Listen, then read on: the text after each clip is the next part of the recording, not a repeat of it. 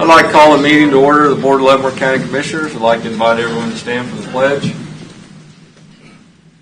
I pledge allegiance to the flag of the United States of America and to the republic for which it stands, one nation, under God, indivisible, with liberty and justice for all.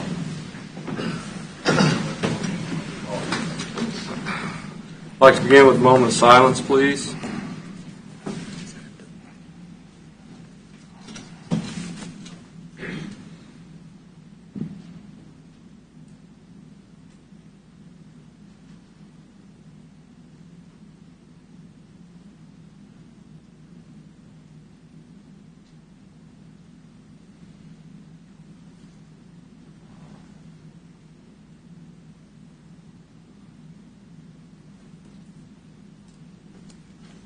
Roll call. We'll start with Jeff Culbertson. Here. Vicky KAAZ. Here. And I am present, Doug Smith, and Mike Stevens. Chad SCHIMKE will be a little late. I believe his flight got delayed, so he's at airport issues. So I would like to open up the public comment portion of our meeting. Anyone from the public wishing to speak, please come forward and state your name. Morning. A little better right in than last Wednesday, but Yeah. still a little snowy. I'm 25 miles south of here. You can see we're way down on the end. Took almost an hour last Wednesday, and it's a long ways away. Also remember, growing up, it was long distance all up here for a lot of years, and I just want to remind everybody that 25 miles from here, there's a lot of people that are still part of our county. There's some frightened and concerned citizens that want to understand why their safety and quality of their life might be compromised with a special use permit being issued for the Linnet Quarry. There's a lot on their minds, a lot they'd like to talk about and get some answers on. And last Wednesday, Tony Schmidt requested that an evening meeting could take place for public comment, and I noticed they didn't make it in the minutes, and I'd like to see if we can get in the minutes and really consider that for us. A lot of folks down there that have a lot of concerns, and I'd like to make sure what goes on up here 25 miles north of there is getting fully considered. That's all I got. Appreciate it. All right, thank you. Thank you. I didn't catch your name. Ben Morgan, 158th and Golden Road. Okay, thank you. Thank you. Anyone else from the public wishing to speak?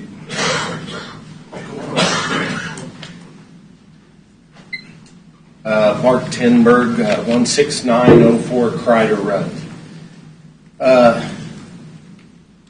It's about the sand pit. Everybody in the bottom down there is on a well. That's their drinking water.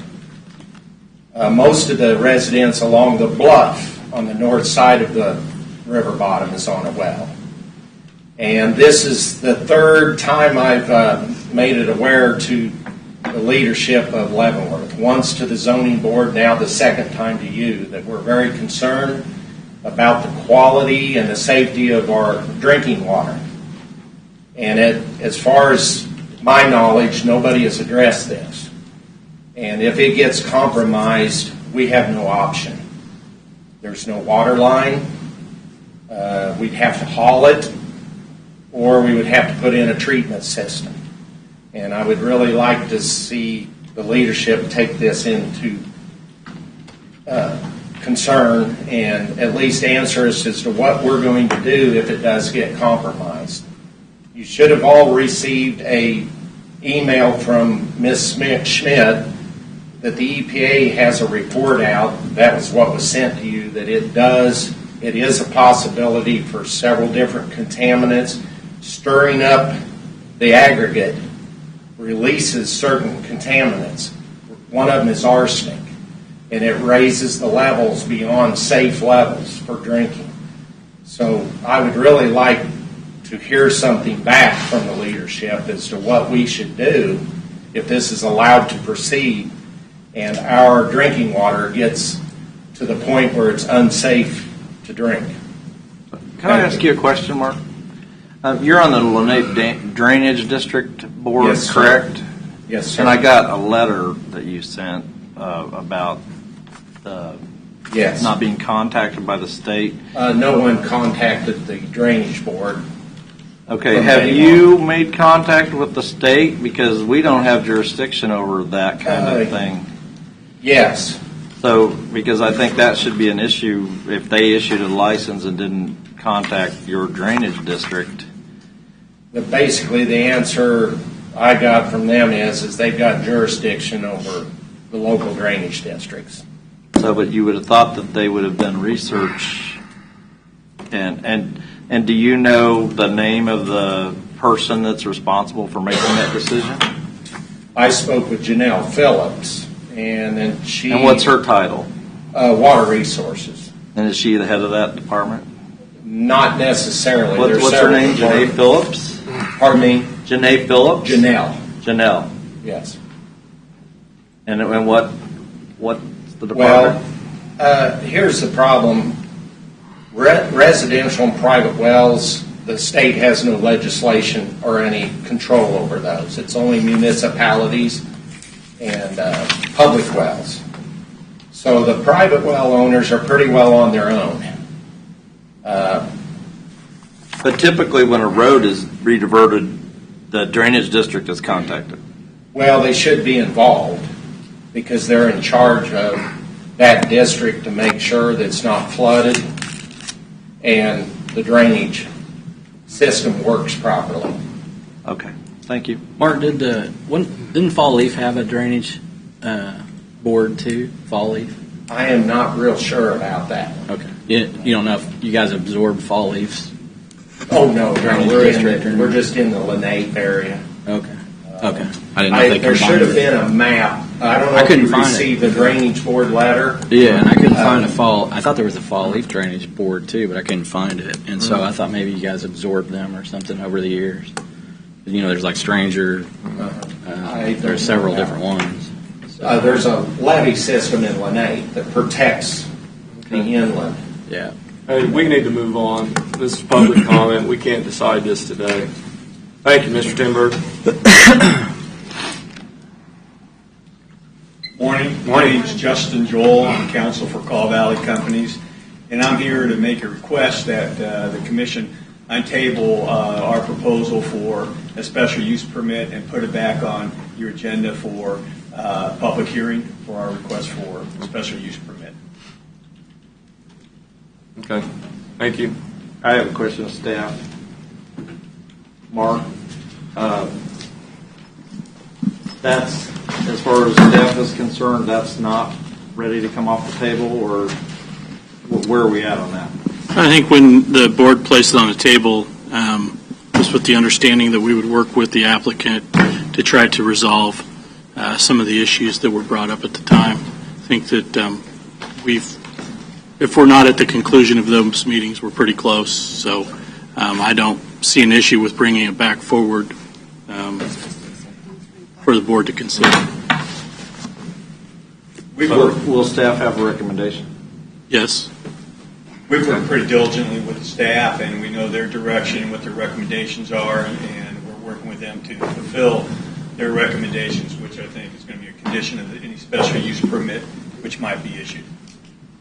And the process for that, as we outlined 2 weeks ago, is a re-notification and a 60-day period, or 45 or 60 day. Is that correct? Well, first of all, the board, we would need to put on the agenda for the board to consider taking it off We the have to table. vote on it. Which I think that's what this is their formal notice that they'd like you to consider that, so we can put it on next week's agenda for you just to vote whether to take it off the table or not. Okay. At that time, then, we would have to go through the notice process where we'd have to notify the people in the 1,000 feet and so on. And we estimate that would take somewhere around 60 days just because of mailings and stuff like that. So, and your schedule as well. So 60 days, is that what you 45 to 60. I don't want to put an exact date on it because it depends on Right.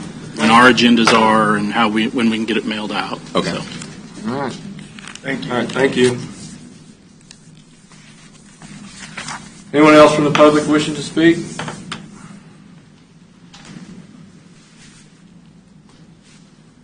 Morning, Commissioners. Morning. My name is Timothy Nye.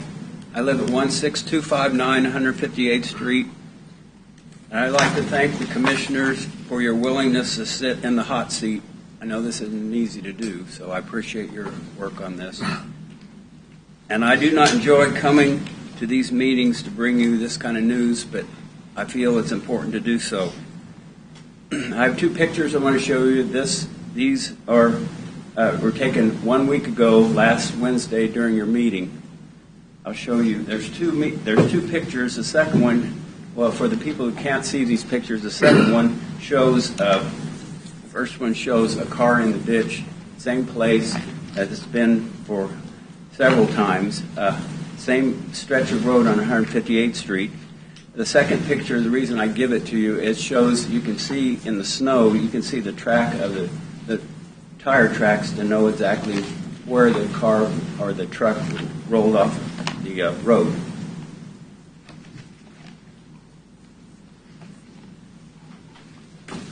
And I just have one question for the Commissioners. What have you done to address the safety concerns on 158th Street south of the Turnpike? We don't answer questions and decide anything, but I'll give you my opinion. I think there was a plan back in the early 2000s to upgrade the south part of the 158 south of the Turnpike. For some reason, the funds were used somewhere else. I wasn't here then, but I think it's something that's going to have to be brought back up with the possibility of Baser Linwood building a new elementary on K32 or wherever they're going to build it. I think it's something we're going to have to look at, but I can't speak for the board. But it is on my radar, I'll tell you that, as a project that I'd like to see done in my area. The last point I'd like to make, I'm sorry. No, but I'm just saying, there is a design, there is plans, I believe, on the shelf, but there would have to be updated. Am I correct?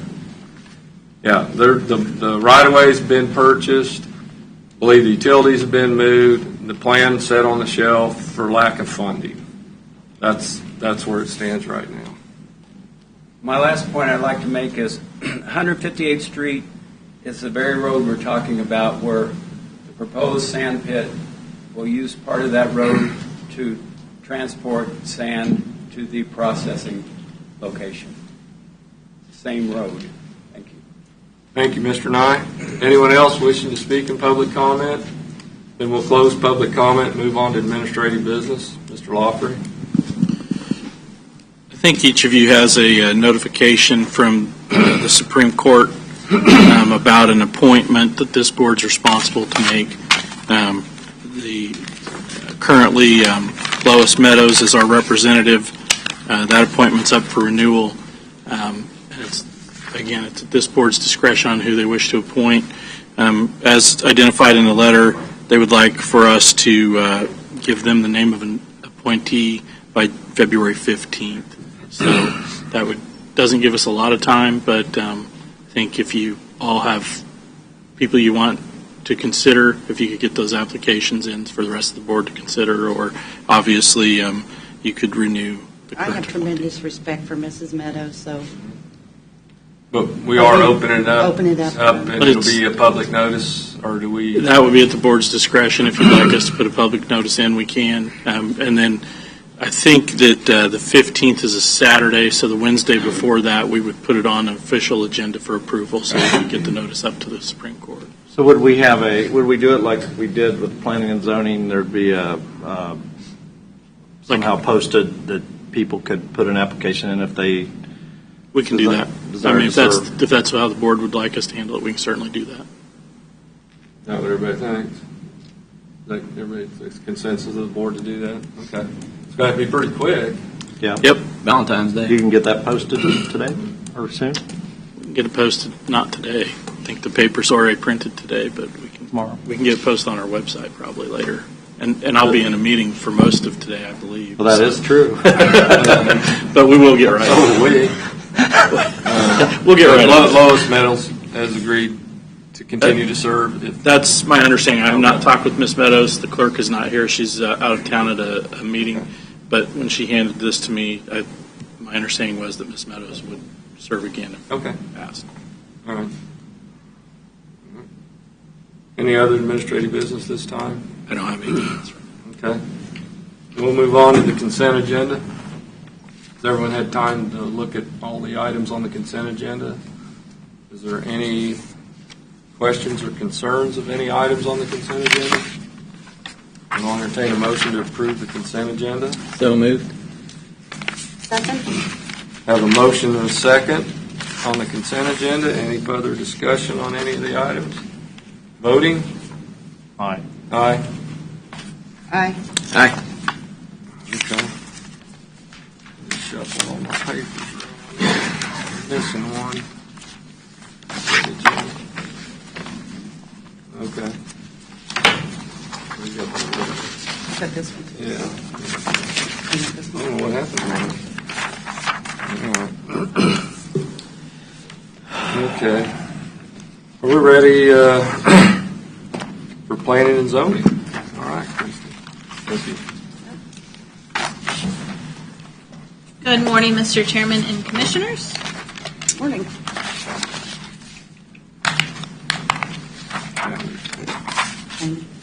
I have before you case number DEV 19-137. This is a final plat for Phase 2 of Rock Ridge Estates. Phase 1 was approved late last year, and the preliminary plat for this was approved by the Planning Commission in, I believe, September of last year. The staff and the Planning Commission are supportive of the layout of the subdivision. It's 14 lots, excuse me, not 22. It's 22 lots altogether. The applicants are proposing an interior cul-de-sac road. This is located in the secondary urban growth management area. As you are all aware, subdivisions which are located within the secondary urban growth area are required to have streetlights, sidewalks, that sort of thing. The Board of County Commissioners may at its discretion waive those requirements. The zoning and subdivision regulations allow for, in lieu of a sidewalk, which would need to be maintained by the residents for the widening of a road, which is what staff recommended. Instead of a 24-foot wide road, it would be a 30-foot wide road, which allows for pedestrian traffic, kids riding their bicycles, and that sort of thing. The Planning Commission, at a interesting Planning Commission on this, they made a motion to approve. However, the motion was to remove condition number 6, which required the widening of the road. The planning commissioners who voted against that motion said they did so because they wanted the road to be widened, so the motion ended up failing and came before you as a recommendation of denial. I do not believe that the planning commission wants this to be denied in any way, shape, or form. You all have the minutes. You can take a look at that. Again, staff was supportive of the widening of the road in lieu of building a sidewalk. The sidewalk, like I said, would have to be maintained by the property owners, whereas if it's part of the road and it gets turned over to the county when it gets plowed and such, that'll take care of it. So it'll be less of a burden on the property owners. However, it will be an amenity to folks in that subdivision. And this isn't a small subdivision. It's over 20 lots when it's all said and done. So staff recommends approval of this. We certainly support the requirement for the widening of the road. The applicant is here and will answer any questions you may have, as will we. Okay. When you just widen the road, and then speaking of Vince, he just walked in. Vince's guy's got to take care of it. You're going from 24 to 30. Okay. So in a half a mile, you're talking another 7,000 square feet of asphalt to maintain. Yeah, roughly, yes. Is that correct?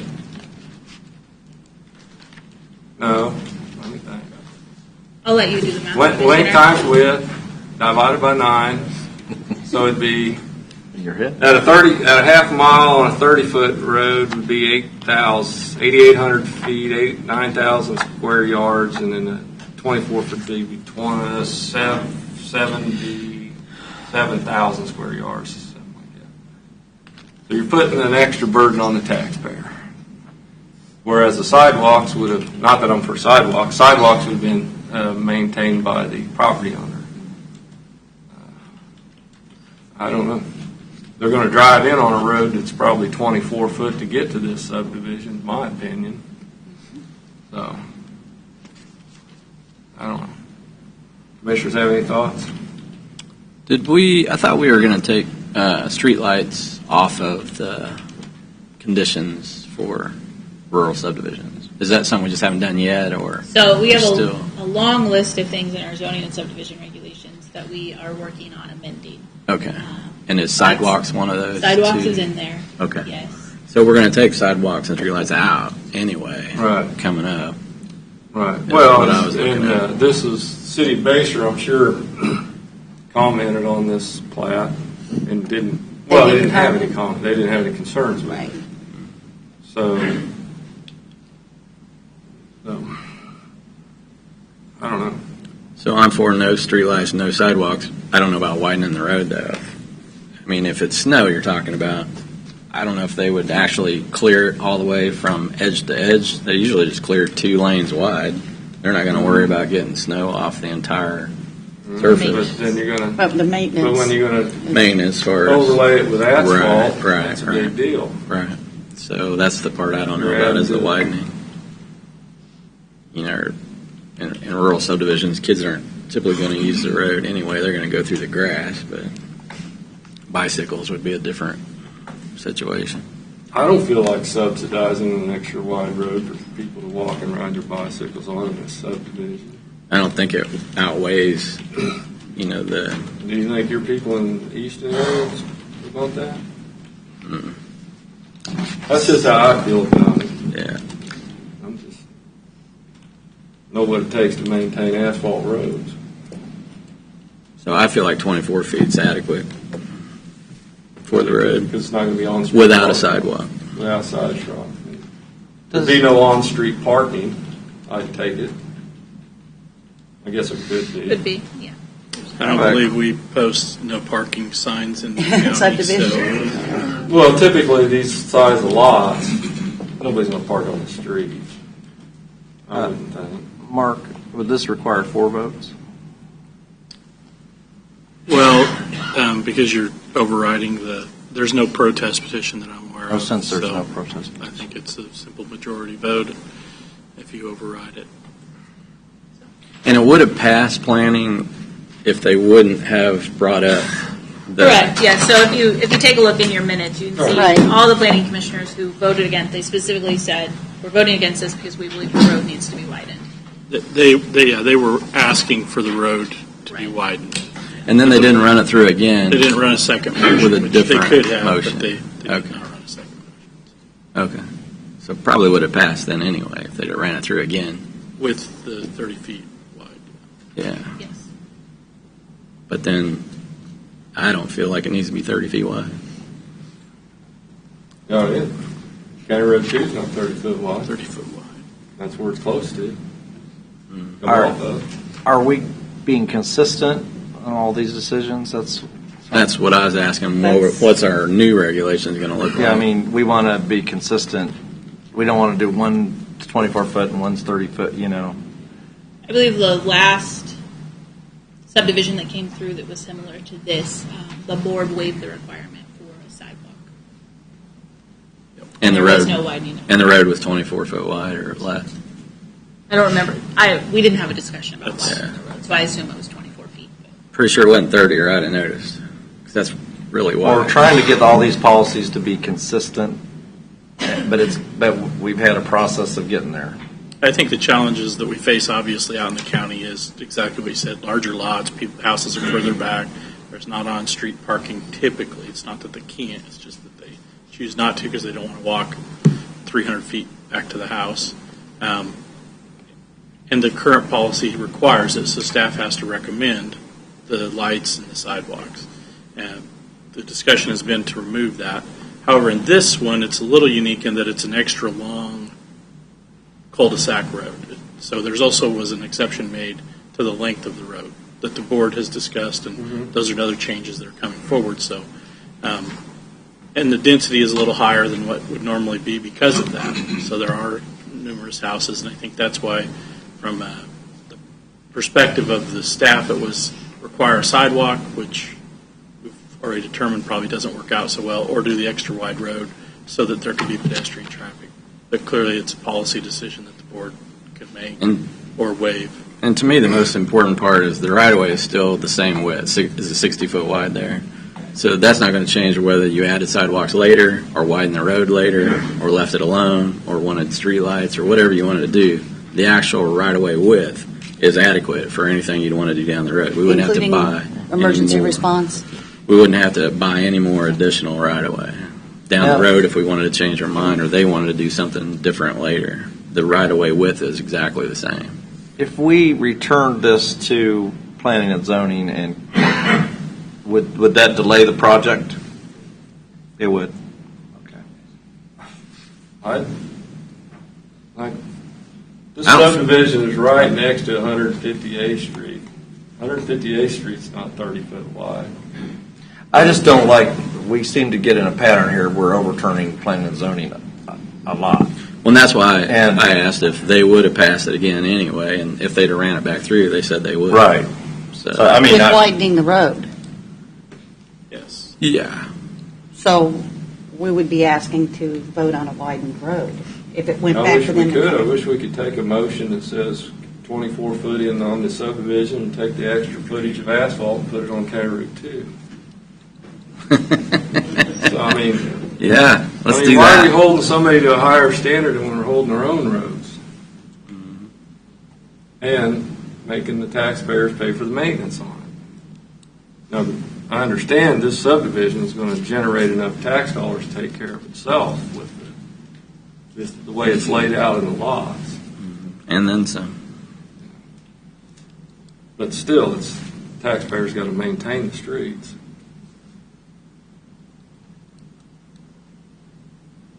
And the developer doesn't want sidewalks. As one of the I'm sure if the developer wanted sidewalks, they'd have put sidewalks in it. There's nothing to stop people from putting a sidewalk in front of their house once they build it, I guess. So, now, if it was coming off of a 30-foot road and a Super 2 on County Road 2, you might want to hold it, but still, it's an interior road in a subdivision. As long as we're consistent moving forward and make our policy consistent, then I see no reason not to just go ahead. But we can't be doing one for one and then. Right.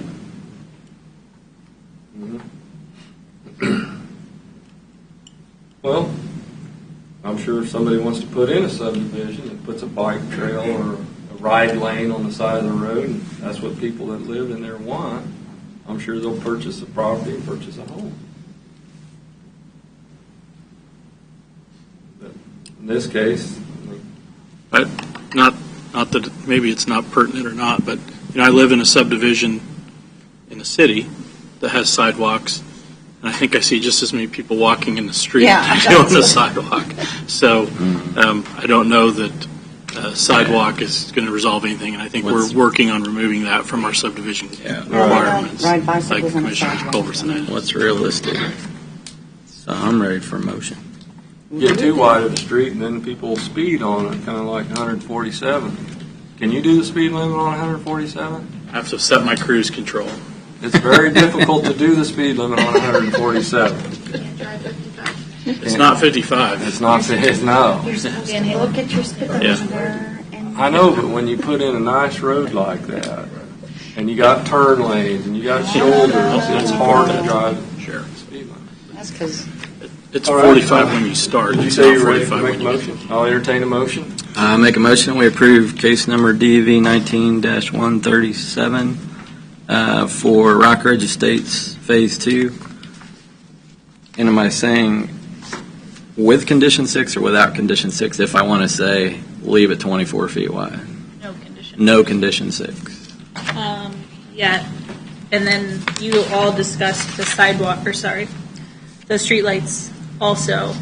No streetlights, no sidewalks. So condition, you'd want to strike condition number 6 and strike condition number 13. No condition 6 and 13. 13 is the sidewalks and the streetlights together.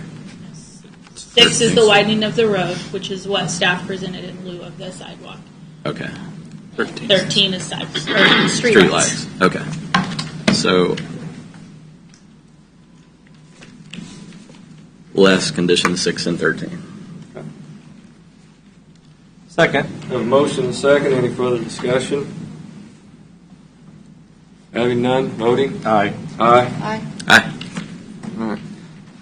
Commissioners. We also have a case for a rezoning. The applicant has requested that be tabled. However, at the Planning Commission, it was stated that it would be heard today. So if you wish to table it, we can table it to February 5th, I believe is what they're asking. How come they wanted to table it?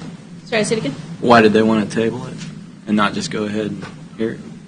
I don't know. They didn't say? They didn't say. Commissioner Culbertson, I received a communication from the applicant's attorney. They're out of town. They prefer it just be heard on the 5th, if that's convenient. That's fine. So if you do table it, you have to table it to a date certain of February 5th. I'll need a motion to table this. Motion to table, which one is it? Case number DEV 19-130 Yep.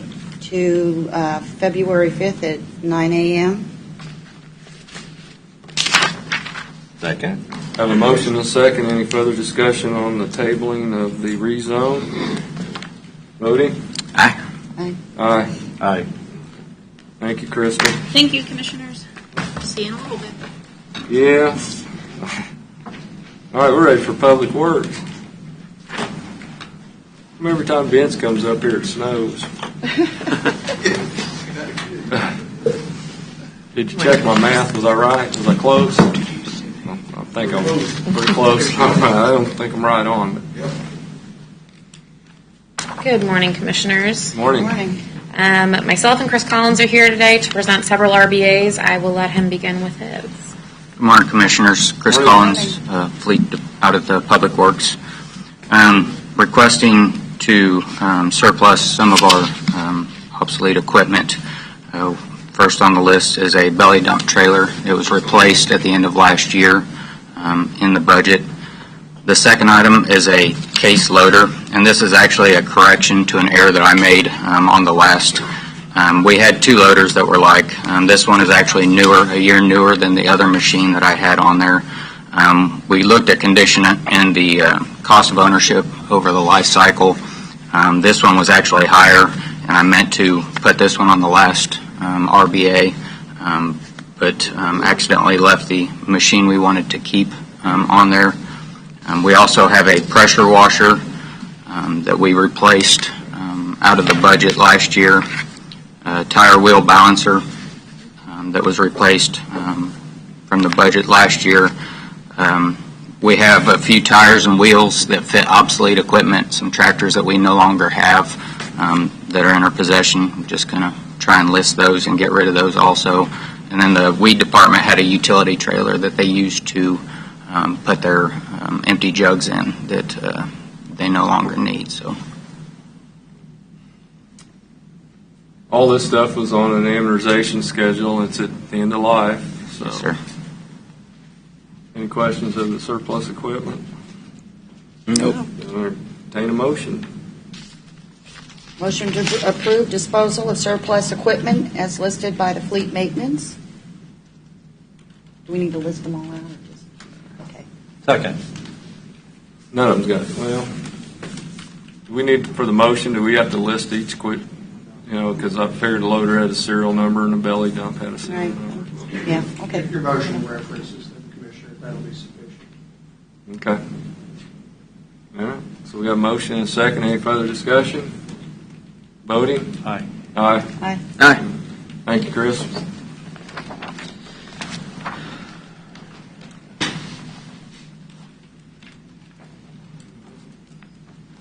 We're ready for Soto Bridge. Okay. Make sure I've got my ducks in order here.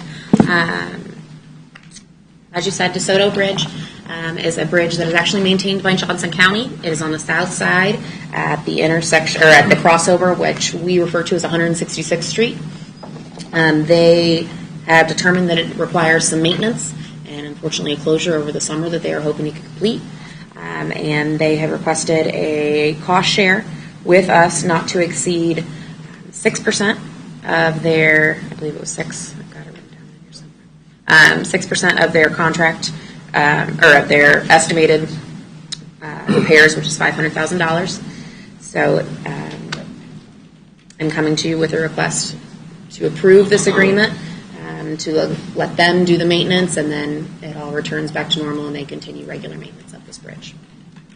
That's based on population, isn't it, the cost share of that? That's what I was just going Cost to share has ask. been negotiated, Commissioner. It's, your staff believes it's a very fair figure. I think it is. Yeah.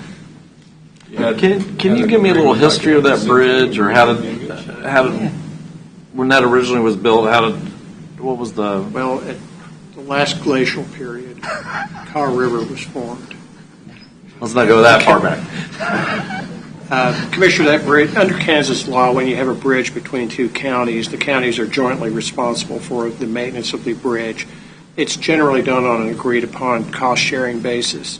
And in this case, this bridge has over the years been maintained generally at the direction of Johnson County with cost-sharing with Leavenworth County. And again, a 94-6 split is believed to be to the benefit of the county. And we have the same agreement in Douglas County and Eudora, but we're a little higher. We're like 25-75, I believe. But It that's varies still from good bridge to bridge. for us. It's better than 100% our side. And it's and what's the percentage based on? Population. It's negotiated, negotiated. Commissioner. I'll fill you in on it. Okay. I thought it was on population. Okay. Because I know Atchison's way different. So. Okay. But when this maintenance has come up before, this agreement that we are going to approve is typical percentages. Yes. Yes, Okay. Commissioner. Yeah. So I entertain a motion to approve the bridge maintenance agreement. So moved. Second. Have a motion and a second. Any further discussion?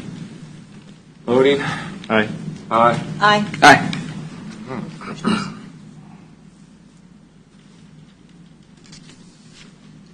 Commissioner, I'll have you sign that Okay. board meeting today. I'm not exactly sure what your agenda has listed as next in order, but I will jump to the contract for the E58 construction inspection services. Okay. We had a selection committee that actually sat down in mid-December, December 19th, to review the proposals that were submitted December 4th.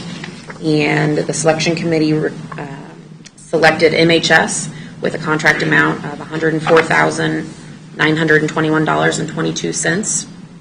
I'm requesting a 5% contingency approval for any unexpected surprises. So I'm requesting the approval of the selection and the contract not to exceed $110,000, $167.28. Do you feel 5% is enough? I took a look at both the McIntyre agreement and the 148th Street agreement, and they came in at about a 10% overage for the inspection services. I do hope and anticipate that E58 will be a substantially smaller project, and feel that 5% Okay. should hopefully suffice. Inspection services don't usually run higher, do they? As far as inspection services. Since they're on an hourly basis, it would only be if construction ran behind, if we needed to increase the time in which they are. That's what I mean. You're Weekends familiar or with something. that. No, they run over, like you said. If Yeah. you got deadlines or weather. Sure, but typically the inspection services don't run over like the actual construction or demolition jobs, do they? Usually, I'm asking. Well, but it could be overtime if they're like the weather. They get good weather. Yeah, It can. we can always fix it if it Right. doesn't. You just bring a change order back to us. I would unfortunately be bringing a change order back to you if it is over 5%. Again, hopefully it wouldn't be, but I would almost like for you guys to see that and know up front if it I'll does. put a or note not. here when you come back for a change order. We told you so. That will be fair. Okay. You ready Okay. for a motion? Yes, sir. I make a motion that we accept the selection committee's recommendation for Bridge E58 construction inspection services for MHS not to exceed $110,167.28, Second? Did you want to add a 5%? including a 5% Contingency. contingency. Second. Have a motion and a second. Any further discussion? Voting? Aye. Aye. Aye. Aye. Commissioners? Now we're ready for your property acquisition. Yes, so we have 3 properties along the project on E58. Do these typically have to come to us because it's under your authority? Well, when we're acquiring property, it should be approved and recognized by the board Okay. and recorded. Because these are not large numbers. They are quite Not the small. dollar amount, it's the fact that we're acquiring real property. Okay. So I will start with, where am I? The Silvers property. The Silvers property has been evaluated by Evans Real Estate and negotiated to an amount of $1,060 for the acquisition of permanent and temporary easements. Commissioners, your area? Sounds good to me. You ready for a motion? I am. Make a motion we approve compensation for the Silvers property acquisition in the amount of $1,060 for Bridge E58 right of way. Have a motion and a second. Any further discussion? Voting? Aye. Aye. Aye. Aye.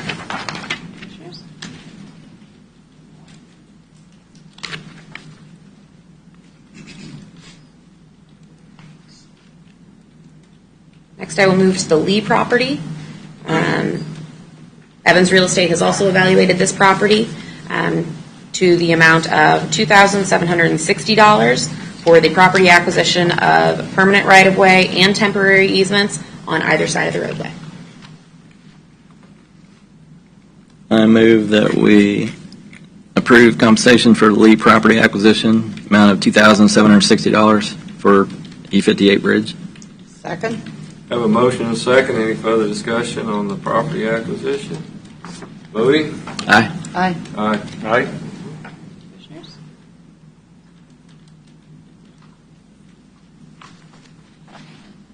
Lastly, I have an approval request for the Johnson property. I would like to add a note to this and say that I will unfortunately be back to you with a much smaller amount on the Johnson property, additional. They have requested a realignment of the driveway, and that will require additional construction easement. So this is not the last time you will see this property, but to continue relocations of utilities, I would like to get this one acquired now. Okay. For an amount of $3,000 to include tree removal in the temporary construction easements, fencing and gate removal, or relocation, and permanent and temporary easements. The change is how they connect to the driveway? How they the connect to driveway. their existing drive. Will that change its compensation, though, for Johnson, or does it just change the... Yes, so I believe it will increase the temporary construction easements, and so therefore there could be potentially additional. Okay. I move that we approve compensation for Johnson property acquisition for $3,000 for Bridge E58. Second? Have a motion and a second. Any further discussion? Voting? Aye. Aye. Aye. Aye. Commissioners. One more step moving forward. One more step. Hold on. I think we need to recognize that Mr. J.W. Evans does a really great job of doing these property acquisitions for us. I would have loved to have been a mouse in the corner with Mr. Evans talking with Mr. Johnson about this. That would have been Mr. a fun Evans has time. been doing I this did get for to a be lot- privy to some of that. He's been doing it for a lot of years, and he's had a lot of success, and he's done a lot of good work for the county. Very easy to work with and worked very quickly. Yeah, have you, this is on another subject, have you talked to him about the Stranger Road project, about the fence deal? There is no record of that deal existing. There's no record? He does Okay. not have any record of it. He has memories of having a conversation. I unfortunately do not have any written or signed record of that. And I was still out there at the shop then. I remember him calling about it, and asking, and I said, we don't build fence. We would hire someone to build the fence. So I don't know, was there a payment for fence separate from the property acquisition? Do you know? I would have to look into it. I have looked at it. I do not remember off the top of my head exactly what the payment was for. I guess, does Mr. Van Perry's have any? Commissioner, your statement earlier is, to my recollection, correct. I'm not aware of the county having a property owner deliver materials and then the county build the fence. Secondly, I concur with your opinion on the services Mr. Evans has provided to the county. I've found Mr. Evans to be very thorough in noting the terms of any agreement that's been entered into, and I can only suggest that the absence of any specific reference to fence indicates that it was not a topic. Okay. Well, I know it was discussed because I was contacted about it, and that's when I said the road department does not build the fence. We typically pay so much a rod for fence that it's a separate check from the actual property acquisition. So, anyway, that's all I had, Lord. Commissioners, I will be back. All right. Thank you. Well, I'm sure you will. Okay. We are ready for Council on Aging. Linda here? Yep. She's all the way in the back. Sorry, Linda, I didn't She's see hiding. you back there.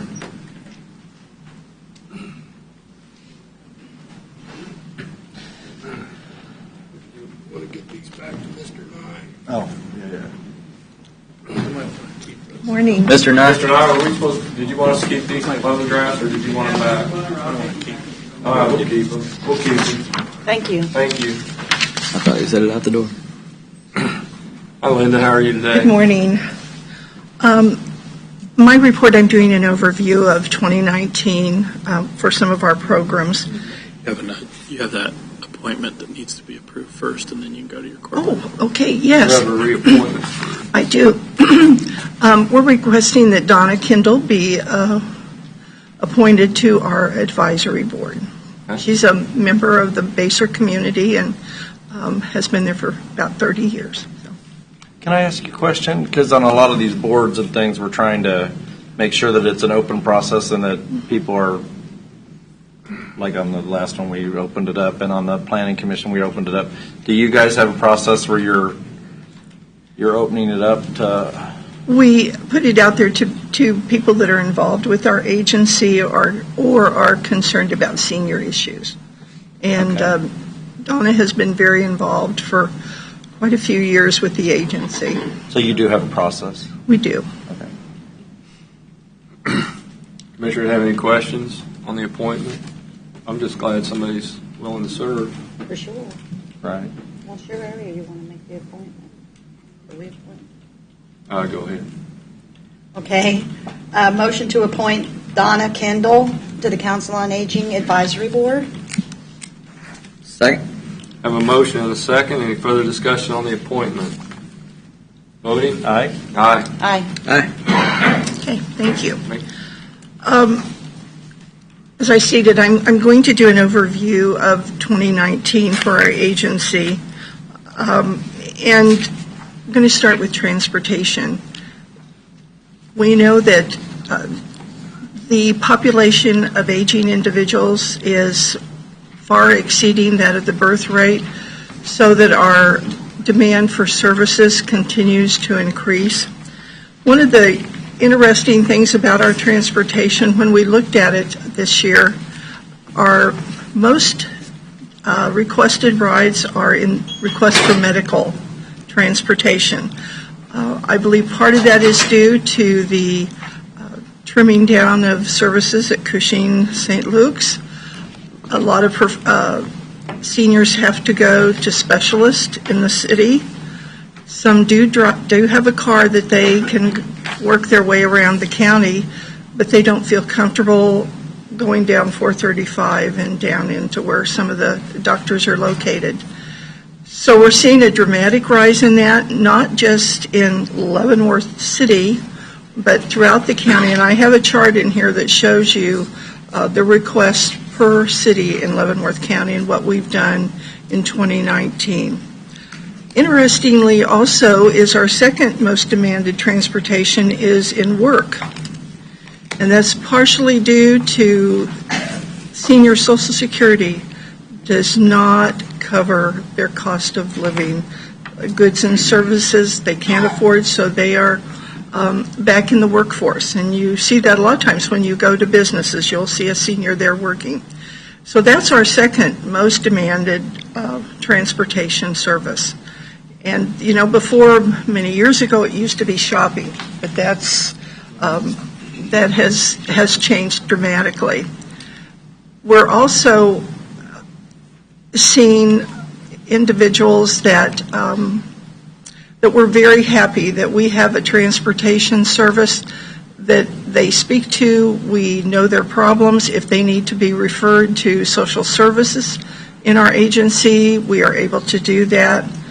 We're able, sometimes if they have health issues that they talk about, we can encourage them to get medical care. As an example, yesterday we had a person code blue in one of our vehicles as we were at a medical provider. But so they don't have sometimes a lot of support, and you think that they may have children, but their children may not live here, or their children may live here and just not be involved, either by choice or because they work and they just don't have the time to do that. So the personalization of the transportation service, I think, is a big plus, and I'm so happy that the commissioners have allowed us to have that kind of transportation service. This last year, we provided over 23,000 rides and drove over 190,000 miles in the just in transportation. Our staff, they took training in human trafficking. All of our drivers have defensive driving, and then we also took training in wheelchair securement. We last year put in our budget to have an individual stationed in the southern part of the county at the Ryford Center in Tonganoxie, and that job has now been posted, and we hope to get that on the road. The thing that I'm seeing for the future is that we probably are going to have a wheelchair-equipped vehicle that we can place down there because there is more and more demand for that also. But we're hoping that that will go well. 3 days will be devoted to medical transportation. 2 days will be devoted to nutrition transportation. Do you have any questions about our transportation? The wheelchair vehicles, Yes. grants. Is there any grants at KDOT or anybody? Well, see, we're not with KDOT to do that because of the limitations. Yeah. And that's why I'm so thankful that you all are willing to do this, because, you know, it allows some freedom. We would have to do the general public. Yeah, that's right. So, it's going to be the county's going to have to fund this vehicle now. We're hoping to, and, you know, we may have some fundraisers, to do that down in that area. But we will see. That is looking into the future here. Right now, we're taking one of our vehicles budget for down. 21? Pardon? 21? Yes. I believe? Okay. So we'll just have to talk about it at budget time? Okay. Yes. You have any idea, just a ballpark? It depends on the size. Right now, we're looking at vehicles to go out they're having bids placed on them. And so there's various sizes. And so it depends on whether you get the transit vehicle or you get a minivan. In the past, we've done the minivans. Right now, we're looking at transit vehicles, thinking that they may be more substantial in their usage. And it can get costly to have those lifts repaired, so that's one of the things we're kind of looking at. No, you need to upgrade your equipment and keep it. Yes. That's all I have. Okay. Moving on to nutrition. We served over 61,000 meals this last year, and 75,000 meals. And our fundraiser that we had, we made over $19,000. It's very interesting at Christmas, and I've said before, the citizens of this community are extremely generous and very concerned about the seniors and are aware of sometimes their living conditions. We had individuals that bought cards, and $3,260 were meal cards that people in the community bought. One of the things that was most, and we always do quite a large thing at Christmas so that hopefully everybody that we are aware of has at Christmas. But a business in Kansas City donated 24 hams to us. And one of the low-income individuals that we selected said she hadn't had meat in over a year. So it was nice that they did that and that she got to have that. Our Meals on Wheels volunteers, we have 75. And I do want to make one comment. We have shelf-stable meals for inclement weather. We projected that we would have 4 days this year that would be closed, and we've already used 3 of those. But I have to say, in some of the days we've been out, there's been snow and ice, and we've just not had any trouble out in the county on our roads getting our meals delivered. So I think that's kudos to the county for that, because a lot of these people, that's the only meal sometimes they have a day, and they'll divide it up and have that for their evening meal too. So the ability to get to these homes is very important, and it's really been kind of flawless, even though we've had some weather that's been challenging. Did you hear that, Vince? Hear that, Vince? Do you have any questions about nutrition? Well, on a county of 80,000 population, you serve 75,000 meals. Meals. That's a lot.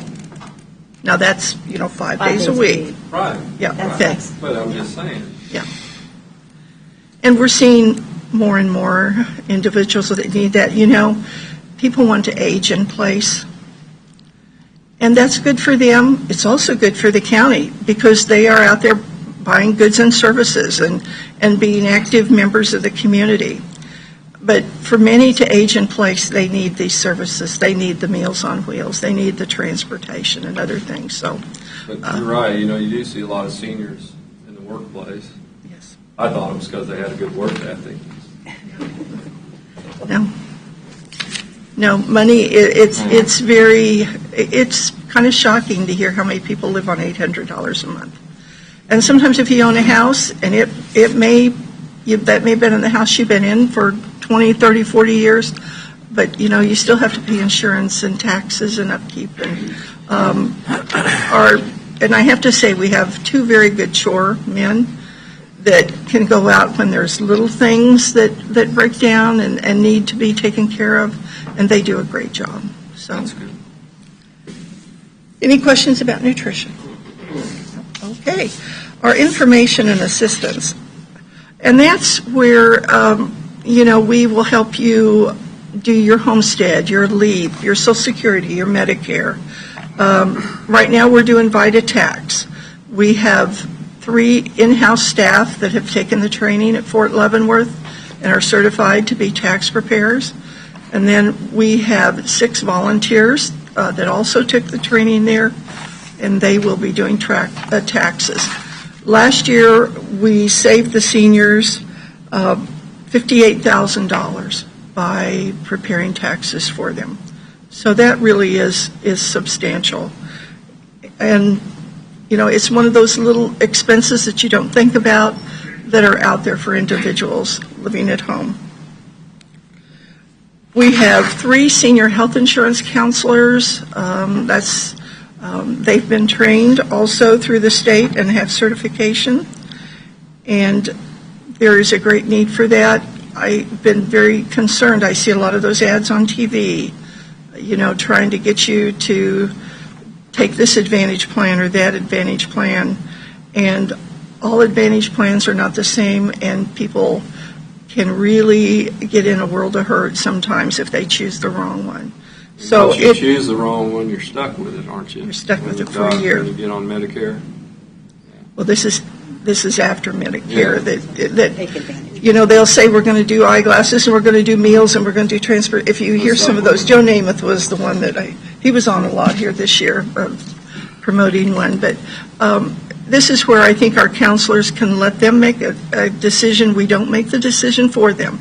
We present the evidence to them on what medications they're on, what services they need, and then they make the choice.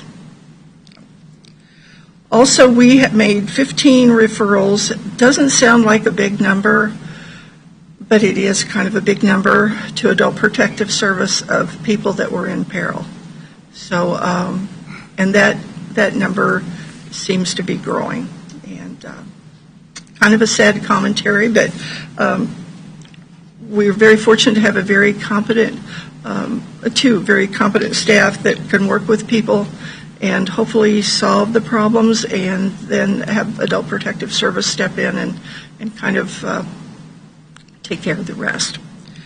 Other programs, and I won't go over them because I know you're probably pressed for time, but we do the things that we do to try to, here again, let people age in place. And I have to say, and I've said before, you've heard me say it, the community has been great. And actually, I've even told people the Board of County Commissioners is really good to us. So we are very thankful. We're all seniors. Speak for yourself. Nah, you joined the club. Linda, on the... I'm 52. Oh, my gosh. Welcome to the club, Commissioner. Welcome to the club. We bumped this one, the youngster there is. So. And, of course, your fundraiser will be in what month? We're scheduling right now. We have the one for Meals on Wheels. We have one for the transportation service, and we're working on one for our pet program. Okay. That also is right. one that Let people us need. So keep us in the loop. we're getting the Save Your Dates ready. Okay. Pardon? We have Adopt a Sweetheart at Valentine's Day, and people can adopt people for Meals on Wheels. We also this year at Christmas, because we have To the Curb, and that allows us, we send out a staff member, one of our chore men, that takes your trash to the curb. And that can be somebody that maybe just had surgery, or it can be somebody suffering from cancer and they're on chemotherapy and they need it. So that is not income based. There is a charge for it. But we do have some that are just too frail to do that. And this year, for the first time, at Christmas, you could buy a little card, and that would allow you to have so many To the Curbs for our people that are very low income. So, yeah. I'd like to publicly thank you. When I came out and toured the facility, and your hospitality was very nice. Well, thank you. Yes, we try to have everybody, so I think we've had everybody. So. And then Elder Abuse Month, is that in June? Does that sound right? Isn't there? Did we do a proclamation last year for one? Okay. You did, Just yes. want to make sure I don't forget to do another one this year.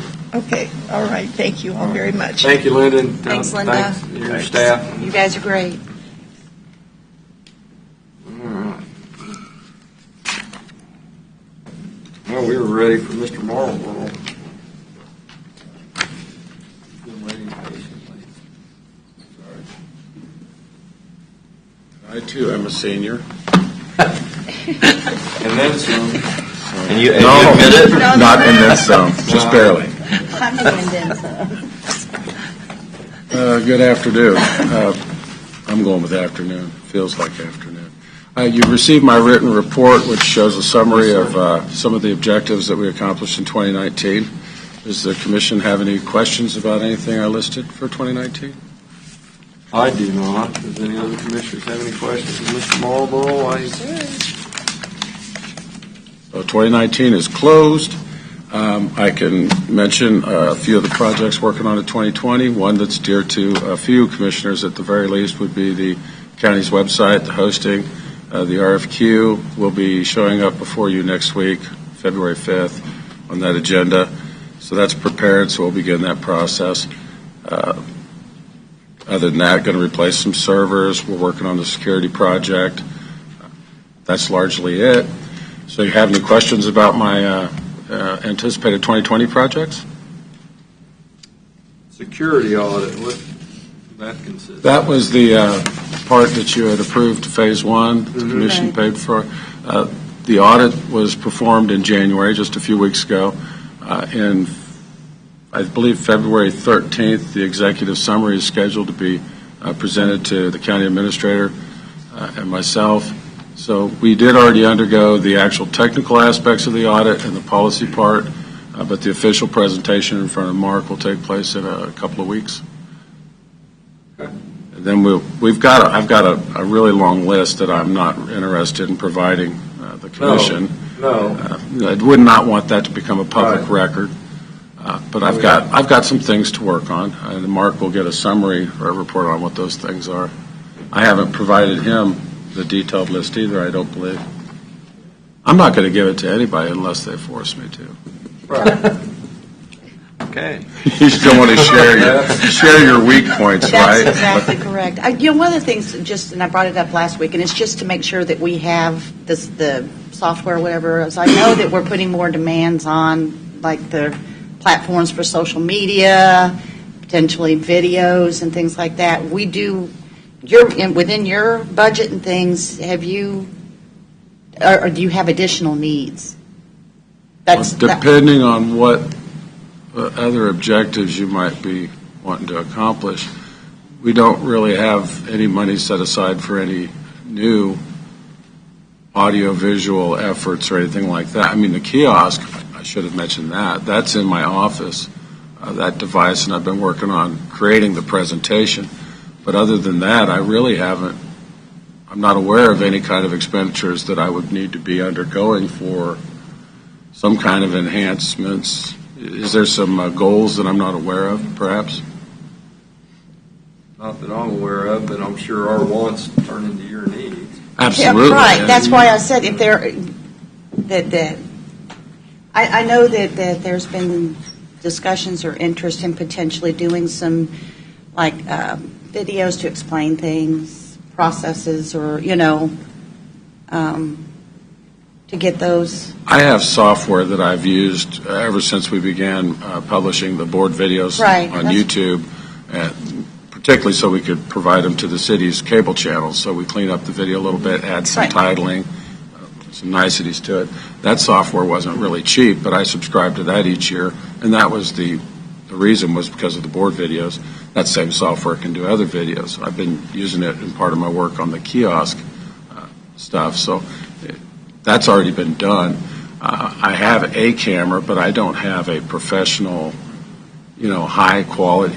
When you've seen the news people show up when you've got a big deal going on, we don't have something like what they come sporting in, where they get those nice close-ups and it's stabilized so you don't see the camera moving.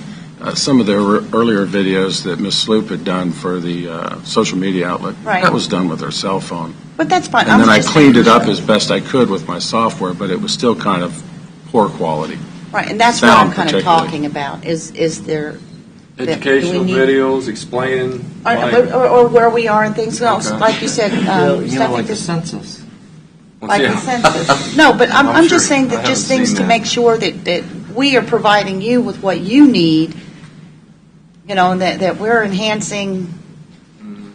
Well, once you tell me what you're trying to do, then I generally start scrapping to figure out how I can do it as cheaply as possible. That's how we got to the board videos in the first place. It became an objective of the commissioners. So then it's like, well, how cheap can we do it? That's generally the goal. How cheap can we do it is the underlying statement. So it depends on exactly. You get what you pay for. Well, you always get what you pay for, but there is an assessment that you would make on how much quality are you interested in. So far, this equipment has worked out rather well for the relatively inexpensive nature. That camera was a couple $1,000s. In the grand scheme, that hasn't been too bad. I think you've been doing this for 3 years now. Bought a $500 one and not had any luck with it, though. Could have broke 5 times by now, and then we ended up spending $2,500. But I believe it's been 3 years, hasn't it? Just about. Just about? You're getting close. So that's not too bad, there was considering. Some resistance for a few months. But right, and I have a backup of that, so technically I spent twice that much. I got 2 of those cameras.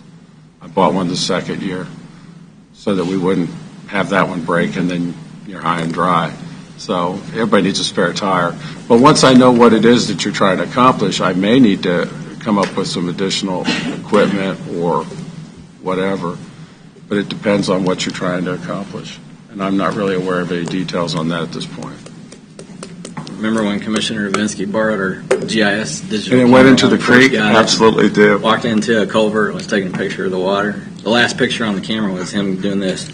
Yeah, that was the classic. The camera never worked after that. Yeah. Really? It Should have bought it. We needed one of those aquatic cameras.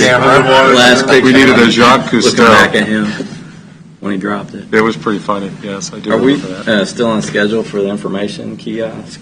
In the The delay, I've got it in late December. The delay has been me putting together what Good I question. think is a good enough presentation on it. We I didn't figured want that to would mount take it a while. and not have it turned on, or mount it out there while I'm working on the presentation so everybody sees my work in progress. That probably wouldn't have been too good. I figured that would take a while. But I'm hoping I can have it out in the next 3 or 4 weeks. I've just about got the presentation done. If any of you are interested, you're welcome to stop by and you can see where I'm at with it, and maybe you'll have some suggestions because, frankly, I don't have very good thoughts on what to put on it.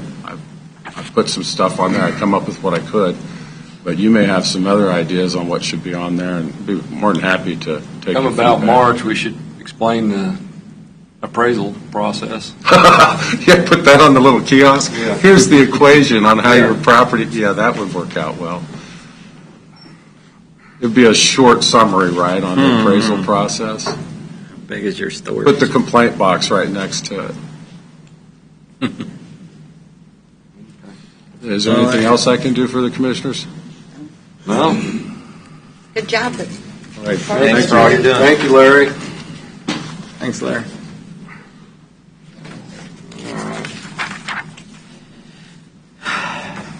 Now we're ready for Tammy, solid waste. Good morning, how are you? Morning. Good, how are you doing?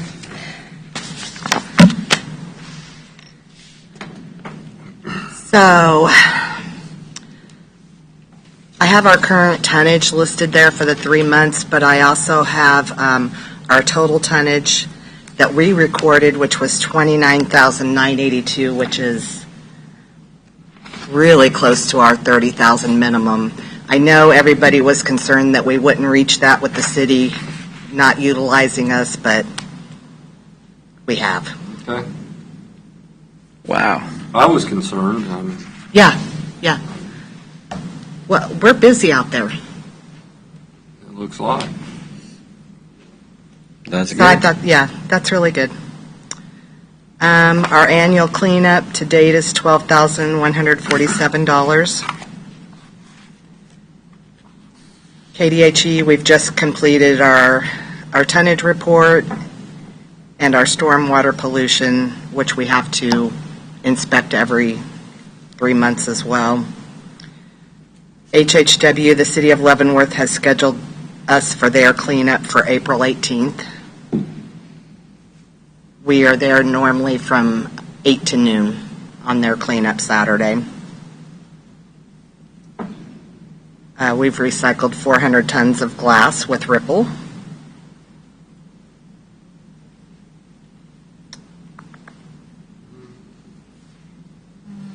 Our next solid waste committee meeting is scheduled for January 30th.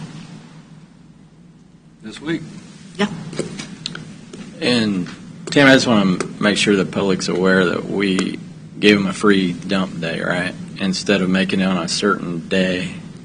Correct. Anybody in the county can Correct. dump one time for free. Right. And I was asked, is that a pickup or a trailer, or pickup and a trailer, or is there a limit on? It's a 2-ton minimum. 2-ton maximum. Maximum. Okay. Sorry. Okay. Yeah. Okay, I was gonna say. Yeah. We don't want to go there.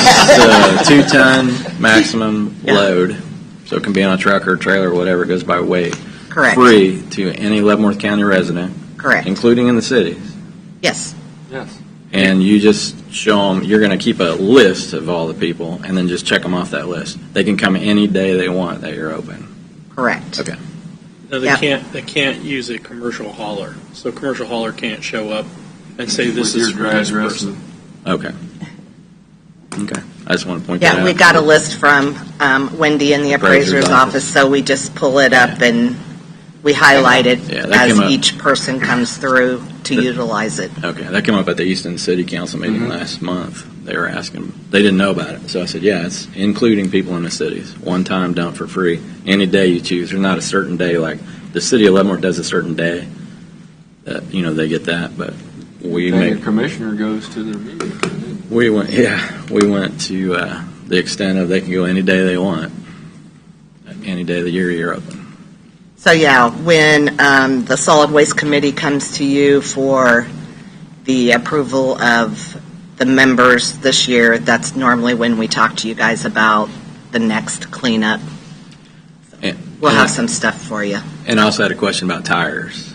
How do they go about disposing of tires in the county? Do you guys take tires, a certain number of tires? We take 10 tires off rim the second Tuesday of every month for free.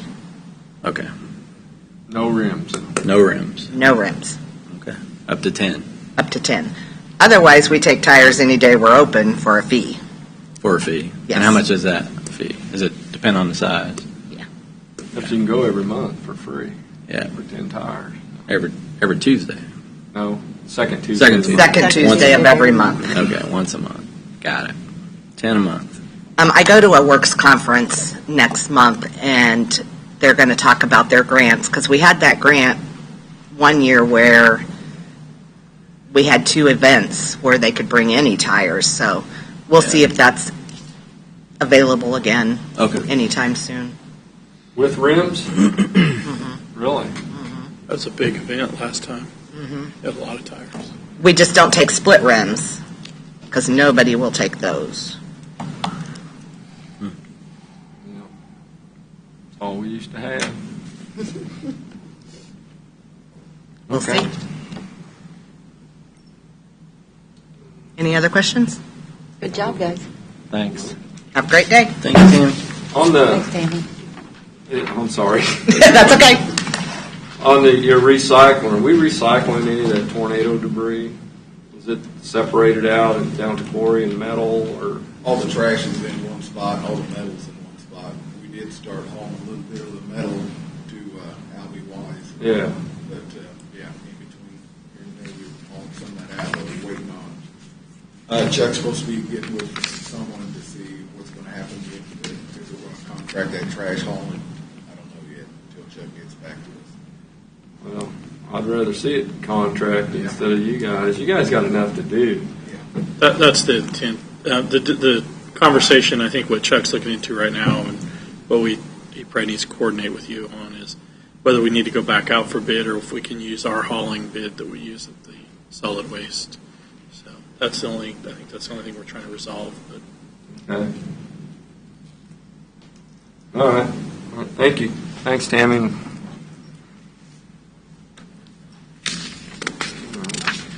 Ready for Aaron. Aaron's been busy. Sorry Good morning, Commissioners. How are you guys? Doing good. Fourth quarter report, buildings and grounds. I mean, you got the list of there. The highlights on that are 319 Walnut had went out for bid. It closed. They have since started removing the metal off and then the asbestos sidings off. That should start coming down later today.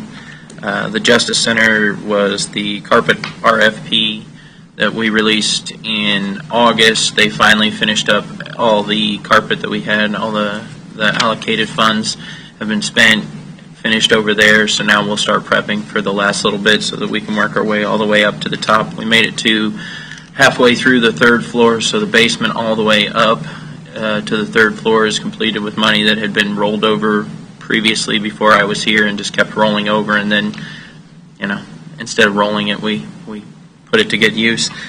Health Department canopy had been hit and since had been repaired. It has a low clearance sign on it now, so that hopefully this will be the last time that we ever have that.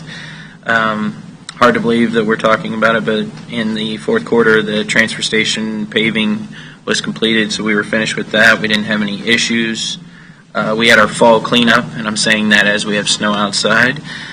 For the first time, we added the health department to our fall cleanup on all of the leaf cleanup. We did a tree removal out there with the help of noxious weeds to remove a tree that was dying and just bad. Sewer district-wise, we had normal maintenance for most part, except for we did have one main line break, and I'm going to have to give awesome kudos to Mike Getz. He went out that night in conjunction with Digger Jim, and they worked pretty much through the night until it lagged off to vacuum truck out of the wet well, bypass the line, go to and dump, and then keep doing that until the next day where we could dig it up and repair the line. That was a unpleasant, but something he took in stride, so he needed to be noted for that. Yep, that's not a fun job. No, sir. Usually it's holidays and nights when you have a failure. Maybe this is a question for Jamie, on the canopy, is it something that could be removed from that building so we don't keep, because it's hit more than once? It had been previously hit by a snowplow, and then it was hit by a postal truck. Right. So now with the signage that we have and everything else, if you hit it now, I just, at that point, hit it hard enough that it's gone. We could look at removing, the roof ties in across the face of that, so I can get estimates on what it would take to remove it and then re-brick above, if that's something you would like me to look into. I guess that'd be Jamie's call. I will work with Mr. Miller if you'd Maybe like. next time we have an issue. Next time it gets hit. Oh, is this a 3 strikes deal? 3 strikes and okay. I bet it's been hit just more than remove 3 it. times. I would guarantee it's been hit more than 3 times. Well, that's kind of what I thought, but He's talking about 3 times in the last 3 years. Well, the first time that I had it repaired, it had been damaged 2 years prior to me being here, and it hadn't been repaired, so I had it repaired when we first got here, and it wasn't 6 months after I had it repaired, and postal worker with a brand new truck that had a height difference than his original one thought he could make it. well, maybe I'm missing the purpose it serves, because I think it was just that it was there previously when that was a doctor's office, but I don't know if Mr. Miller thinks it has a need or not. It'd be something you'd have to ask him. I can see what usage it gets from our people that possibly get dropped off through that roundabout to keep them out of the weather and items like that. But other than that, I wouldn't know. I can speak with Mr. Miller about it. Like I said, I think it'd be up to him.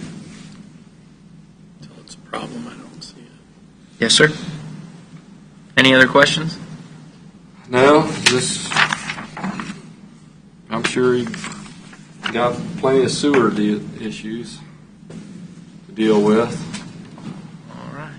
We gotta go KDHE's red. happy. We gotta go red. When we had that break, all of our reporting went in. KDHD was happy with how it was handled. They were perfectly okay with it. Moved on.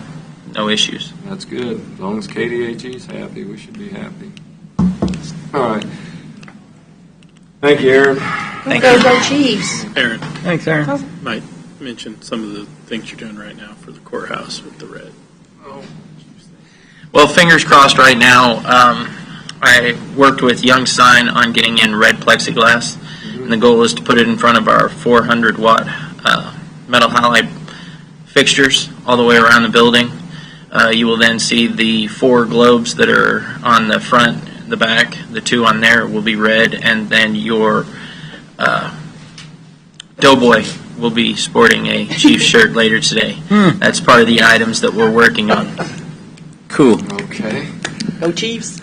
So Every 50 years, I think we could probably. there we go. Every 50 years. I was just going to let it slide by and see if they noticed. We'll Thank be able you to guys. use it Have next a good year, day. too. Thanks, Aaron. And the year after that. We'll be able to use it for a couple of years. All right. We're ready.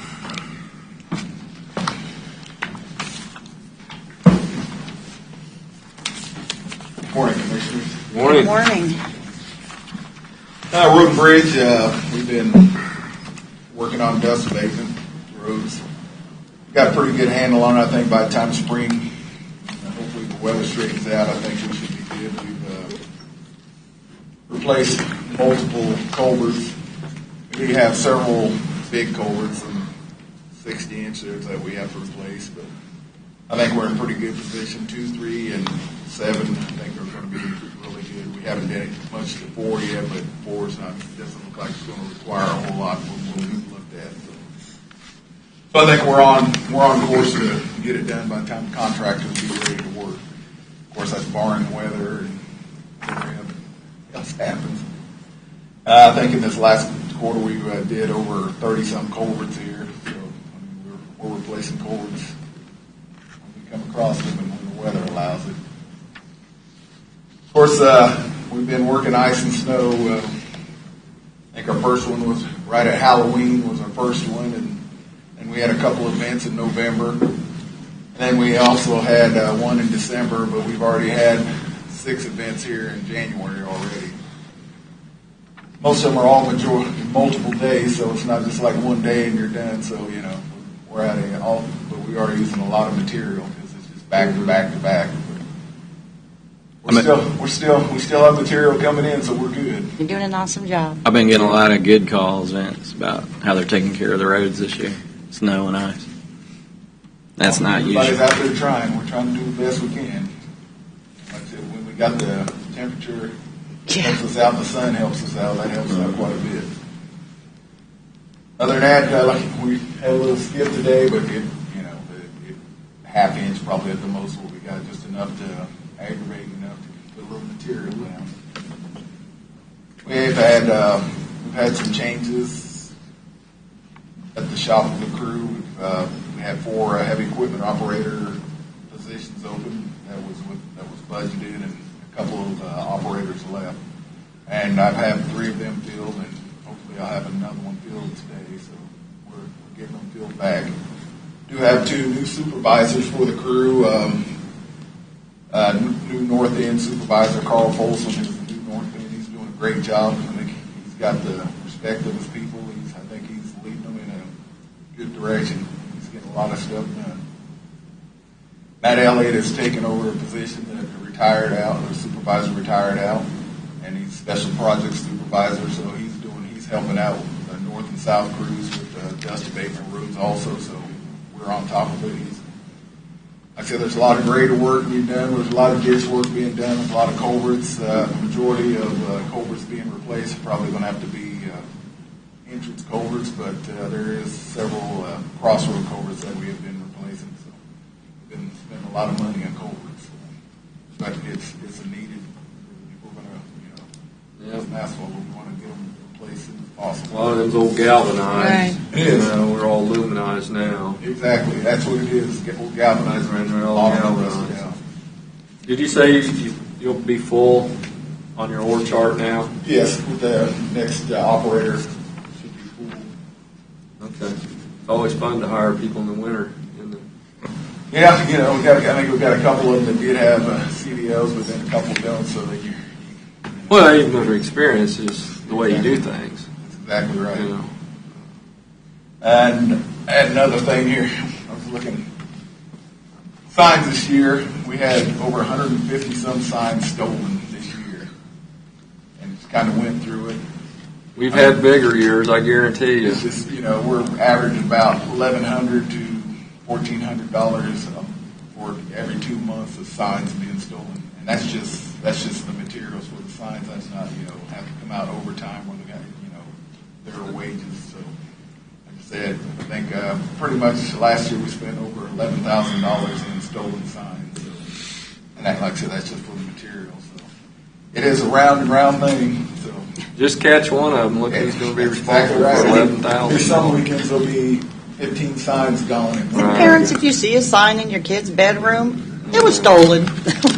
It didn't just fall off. People finally got tired of stealing the Hemp Hill Road signs. Well, now, I think the cow signs, just every weekend it would be gone. Maybe we could start a buyback forgiveness program. Yeah, that's what we need to do. We need 50 cents no on the questions dollar asked. for your signs. No questions asked. But most of the time, right now, we're got a lot of mud roads. I mean, we're fighting the complaints. We're trying to get over them as fast as we can. Trying to get rock on them as soon as we can. Just going to have to be. It's wet out there. Yeah. But we are working on it. I did get several, I've had like 10 people call. Yeah. Yeah, and just the road, the recurring theme is 200th Street, Cantrell Road, Golden Road, and Wood End, west of 2440. I'm sure those are on your radar. They are. I mean, we get, I can't imagine, every end of the county's got its calls in. Is it 200 It's Street is, ice, I drove I it mean- yesterday, it's a real. Is it ice? Mud. We're working our way through it. It's a muddy, soupy mess. But Oh, Well, mud. but you're going to have, this is the Freezing time of thaw. year, you're going to have muddy, soupy mess. I mean, it's just, Freezing You thaw. know, we have freezing 10, thaw. 10 graders and 500 and some miles Right. of road, Yep. and it's going to take a while. Right. It's going to take a while. Right. And I was told that we have more than 40 trucks of rock going out every day. Is that We got a lot of rock going out. so? That's probably So good. it's coming. Yeah. If your roads are bad, we're getting to it as fast as we can. But I'm remembering this time last year. Oh my Way god! Yeah. Way Yeah. Remember? We're having That's what I trouble said. getting It was decent worse rock. last year. I mean, clean rock. We are having problems getting some clean rock because they haven't crushed down APAC, and we're trying to work through a environmental fee. Yeah. So I'm meeting with Jamie Hackman, Ashley, and I this afternoon. So we're going to try to get some prices where maybe we can get adjusted, where we can go back to home from Ham and get some clean rock. Because right now APAC is pretty much out of clean rock, so we're at the mercy of pretty much AB1, AB3, which in this type of yeah. It's not good. You need some clean rock in this type of weather. But if you can't get it, you can't get it. So hopefully we'll get it remedied this afternoon. And we'll get back. Maybe somebody will open up a new quarry in the county. Yeah. So other than that, that's what we're working on. Got anything up your way? Yeah. I do. There's 5 quarries just ready to roll. Open them back up. So rock, you cannot get any clean rocks? They're not crushing. APAC said they probably will here in the next week or two. But I mean, I can go to Ham and get it, but we're going to charge us a $10 environmental fee. Well, sure they'll get that. You'll get that worked out. Yeah, I think we will. You feel pretty confident on that, I'm sure. With that $10 fee, we were, sometimes we haul 40 to 60 loads a day. That adds up pretty quick. So, Yeah. so that's kind of where we're at. Hmm. I think last year we did. We spent over $1.5 million on asphalt patching roads. So, and what I'm looking now, I mean, we've got a lot of big old riprap trucks that are going up 5 and 29, and they're beating it up. It's going to take some. Yeah, they go by my house. So I know they're Going to the a lot of substation. asphalt this year, patching up because there's a lot of rutting, a lot of shoving. At 5 is shoved pretty good. 29's got a lot of shoving, so I expect to spend pretty good money on patching these roads back this year, just because the amount of heavy hauling. Well, the tornado debris was hauled. A lot of it was hauled to Exactly. Easton. And then, like I said, the substation project up there on Boserman, that's hauled a lot. We're still in way better shape though than we were last year. We are. Man, That's exactly I mean, right. night and day. I don't think we got the freeze that we did last year. Right. Yeah, and there's only 5 weeks left. I mean, it's unthawed now, but it was really it was probably 30 inches, and we're not. I don't think we're that deep this year. So, Yeah. yeah, we've been pretty fortunate. So hopefully we can get some clean rock and get some of these roads remedied and back in shape.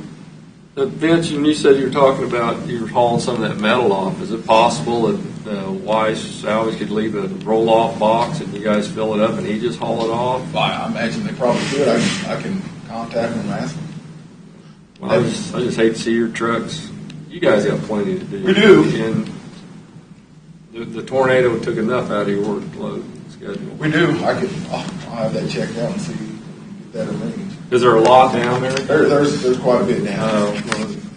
Well, There's I don't a know lot. what's the rest of the board think. I agree. I think if that's you just had one guy load the box up for him. Yeah. Or something. Yeah, we can look into that. As far as the I'm trash. pretty sure you got a place for a dump truck to go besides hauling Yeah, scrap. no, I think that's a, But that was in between other things. We had Right, I'm sure. for a while. You always got something for a truck to do. But the trash is back there in one of the quarry holes back there, so That's a different animal. we get back on what's going to happen there. But hopefully, like I said, that gets contracted out. Okay. Any other Nope. questions? Nope. Thank you for all you Crew's doing a great job. Absolutely. I just had a quick question about the GPS locators. Just kind Yes, of sir. what's going on with Chris's. that. Okay, when you get there. Looks like we're getting ready to take the house down. You're supposed to be paying attention to what we're doing. There. You had to. I did. Getting bored. Just years around the Squirrel. As long as it's a John Deere tractor, won't run. They're not moving the house, right? They're tearing it down. Okay, somebody said they were moving it. shades down. They're moving it. Yeah, they're moving it. Yeah, it looks like Truckload at a Chris time. thing, then you Yeah. go run over and look out the window. We go over now. All right, thanks, Vince. Good morning, Commissioners. Morning. With the Fleet Department, still just been holding steady, maintaining all the equipment.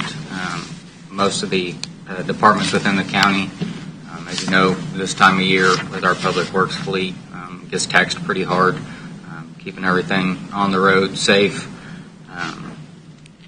Looked into some of the fleet complete, as you were asking about, Commissioner Culbertson. Did some research into those.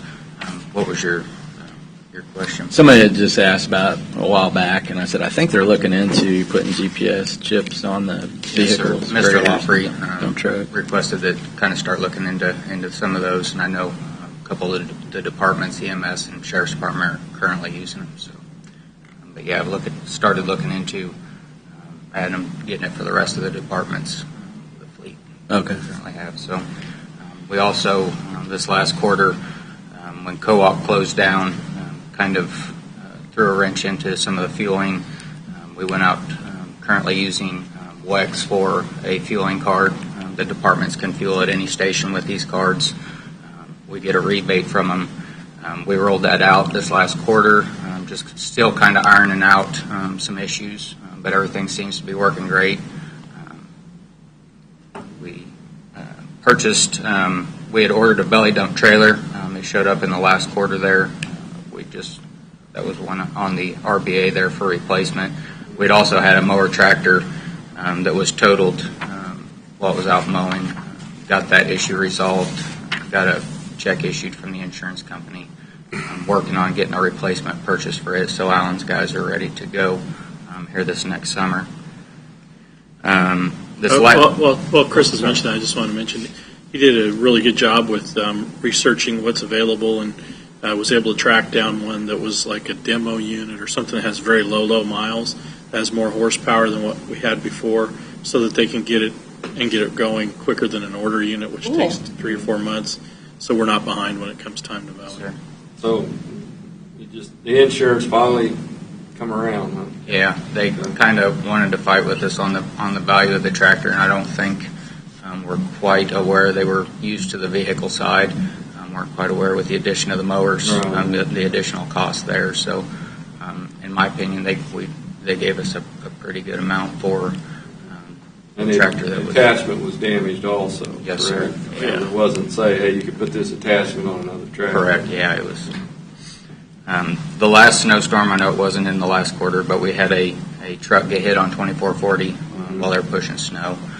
We've done some evaluations on it. Appears hit it pretty square in the salt spreader, damaged the chute. I've been in contact with the insurance company, the person that hit us. We're currently working on getting estimates from Henderson, the manufacturer of the salt spreader. Our first bid we got was parts for the chute. In looking at it, though, the main rails of the spreader look like they got pushed to the side. After contacting Henderson about what it would take to repair that, so by the time we got parts, he put labor in there, we're best to replace the spreader.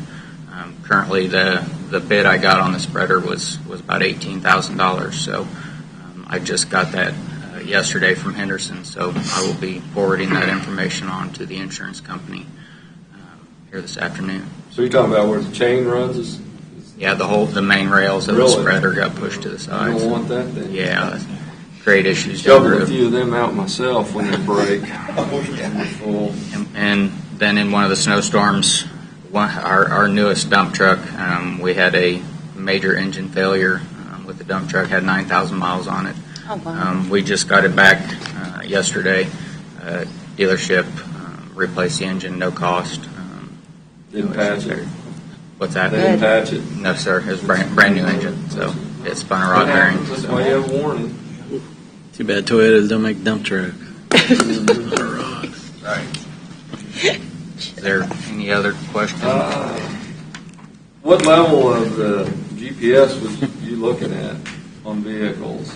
I mean, There the were- level where the public can get on their computer and see where they're at doing their snow plowing, or is it just No, sir. good? It would be. Why are they over there? But in if that mode? superintendents- They should be on, you know. Correct. Superintendents Fence, you guys, would have access to it.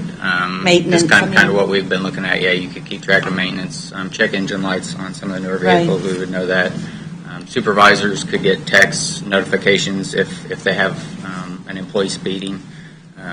It would know that based off the location. There are upgrades to where we can add on. Vince could keep track. You can add.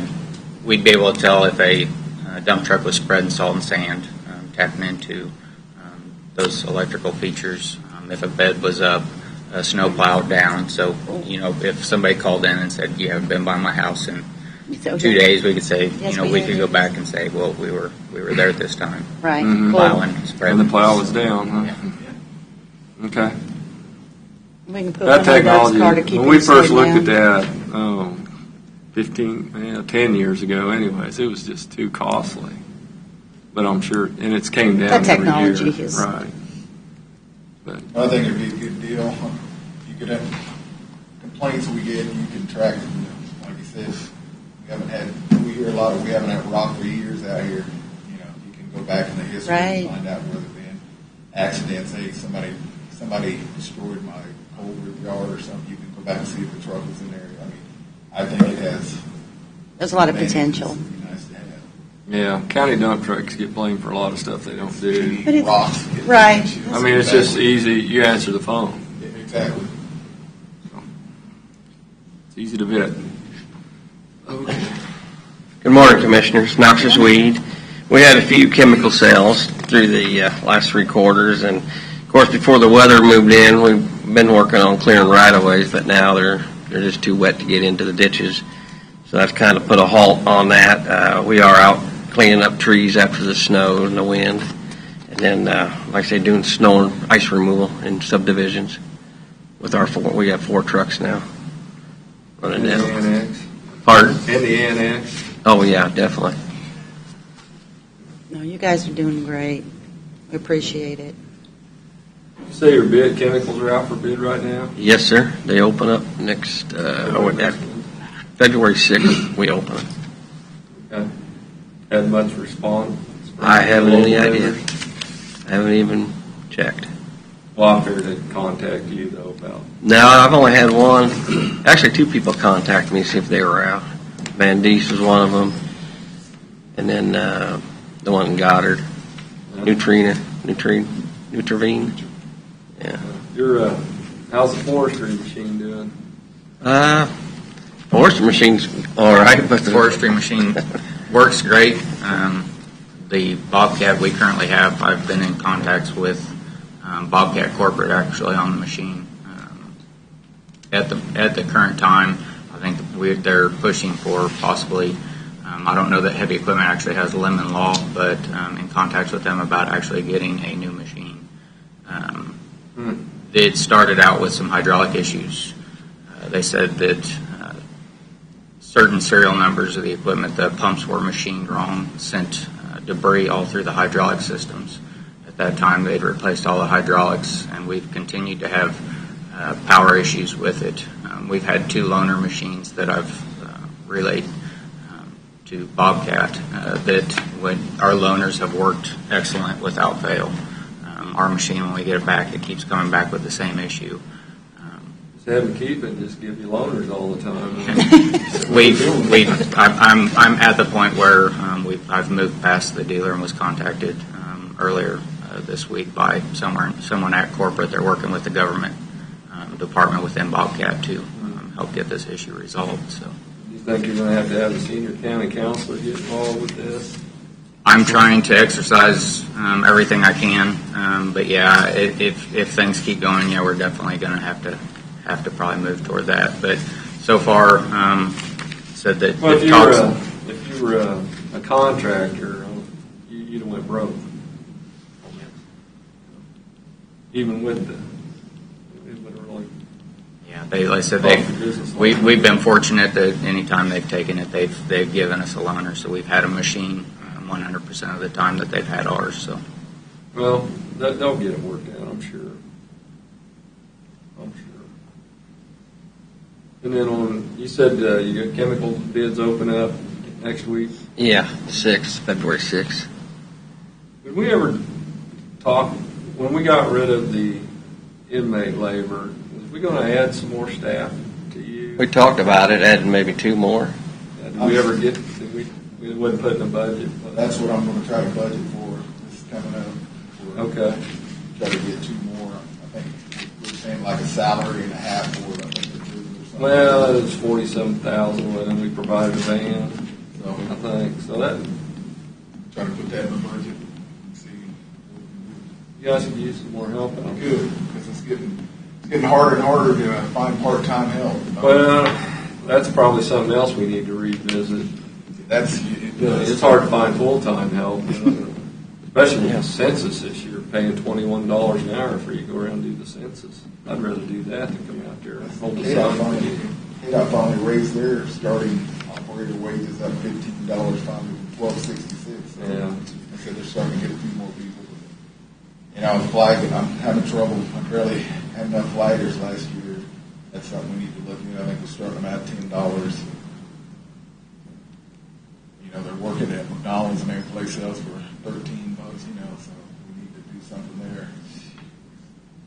We have to have traffic control, so we have to use our own people every time to do traffic control. So it's taken away from what we can do. Not necessarily a position you want to race to the bottom of the applicant pool to draw from. Right. That's exactly right. And I know Alan had some trouble getting mowers in.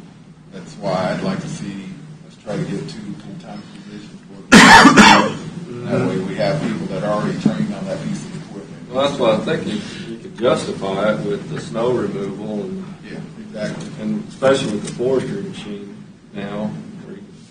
On a ground crew, you can be out there. We'll deal with it at budget time, I guess. Anything else, Alan? No, that's about it. Back to, like the GPS is what you were talking about for my department. You need it worse than anybody. Yeah, I definitely need it. It needs to track paper, or it can come back on the computer, doing our daily records, where we sprayed, how many gallons per acre, everything, what we sprayed. Wind speed, temperature, everything. Yeah. Yeah, you get the blame for a lot of stuff, too. Almost definitely.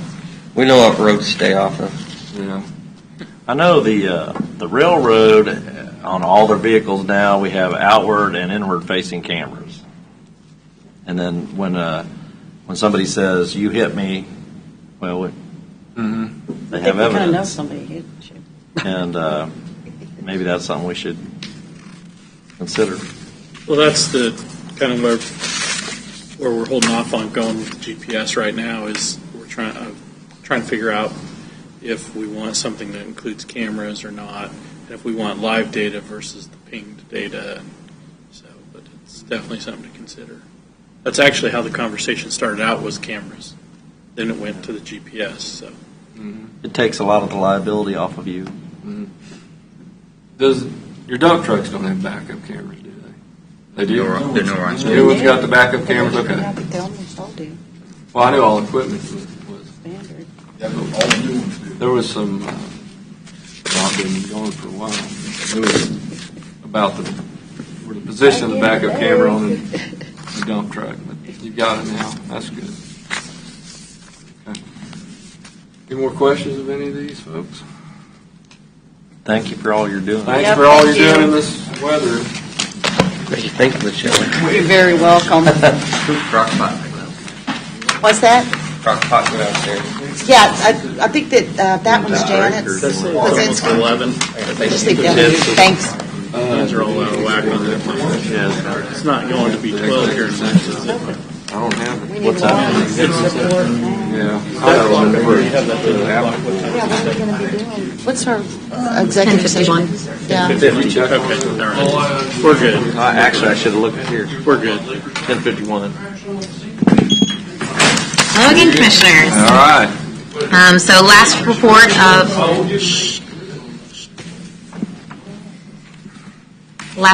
of the Public Works Department is from the engineering staff, myself. So I reported, hopefully, all the information that you guys had additionally requested during the last time, not just the contract for the last quarter, not just the contract for 2019's, but so projects as a whole and resulting change orders and reasons for those. So I'll kind of skim through some of these without going too far into depth. 147th Street we have completed, and we made our final payment in early of December of last year. We had a small list of final punch list items that were not insignificant in price, but they were, or insignificant in work, but they were fairly short list. So we finished out all of those from King's Construction. They were in a slight delay because they were having trouble getting an asphalt truck out. So we got that finally wrapped up and all done. So the only thing that we expect to potentially see is a small change order from MHS due to the additional inspection work that they provided during the punch list items late last year. Do you have any questions on 147th Street that I can answer before I move on? It is a nice road, yeah. Good morning, Commissioner. Perfect time. Sorry, vastly late. That's all right. So I had just given a quick report on 147th Street, the fact that we had completed the construction and the small list of change orders that we had, or not change orders, I'm sorry, the punch list items that we had left for 2019 were finally completed and everything is done. Do you have any questions on 147th before I move on? Wonderful. McIntyre Road, we are nearing completion. All of the asphalt work is done with the exception of some very small aprons off the side of the road. We had some issues with residents and their drives, field accesses, things like that, that we completed at the very end of the construction season this year. Unfortunately, asphalt plants had already shut down, so we have planned for our guys to go in and lay small asphalt aprons at the entrances of those so the gravel doesn't tear up the side of that roadway. So all that is left on Line Weaver's contract is to ensure seeding is completed in 2020. Do we have any questions on McIntyre? Eisenhower, we are still in design. You have approved some of the change orders that have come across most recently. We are still working on and nearing completion of the Magellan encroachment agreement, as well as working on getting the design for the rural water district, the redesign for the rural water district for the relocation to be done during construction. That's all with Wilson. So we are working towards getting the design completed this year. Do you have any idea when this project could go out for bid? That will be dependent upon if you guys would like to bid it when the design is complete. We do anticipate the design being completed in early spring. So it would depend upon whether or not the commissioners would like to see it go out to bid this year or hold it off for the following year. But we do anticipate the design being complete in the near few months. So if it's complete, say it could go out to bid in May? I believe so. Roughly. Be unrealistic. I believe so. If I remember correctly, we were... It's not the best time of year. Right, exactly. And I know that has been expressed in previous board meetings, and so that would be something that would be able to be discussed.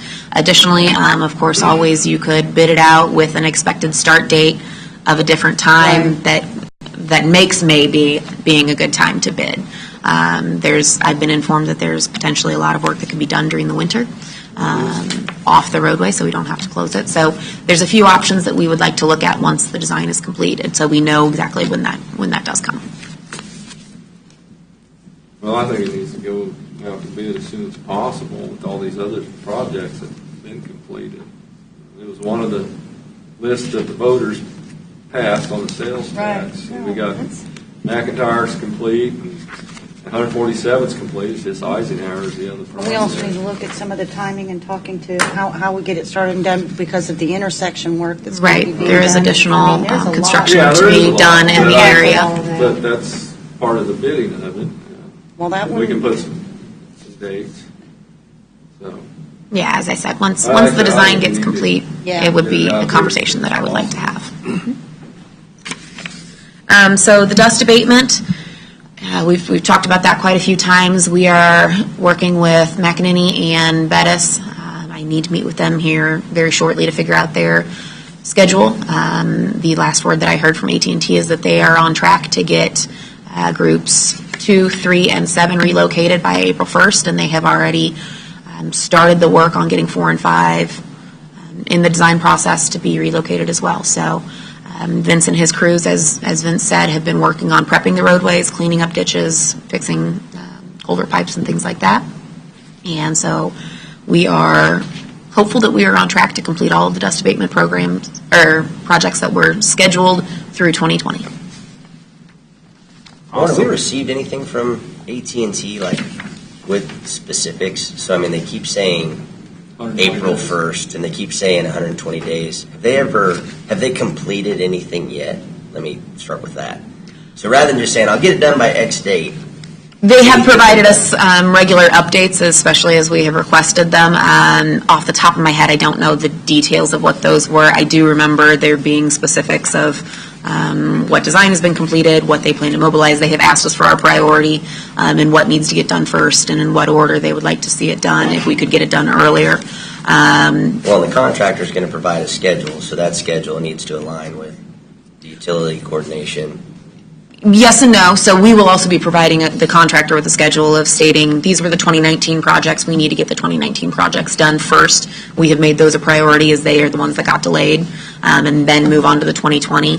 So, of course, Bettis Construction has Group 3, so we have made it clear that Bettis needs to be done as well. But I believe I have pointed AT&T to complete Groups 2 and 7 first, as McEnany is doing 2, 7, 4, and 5.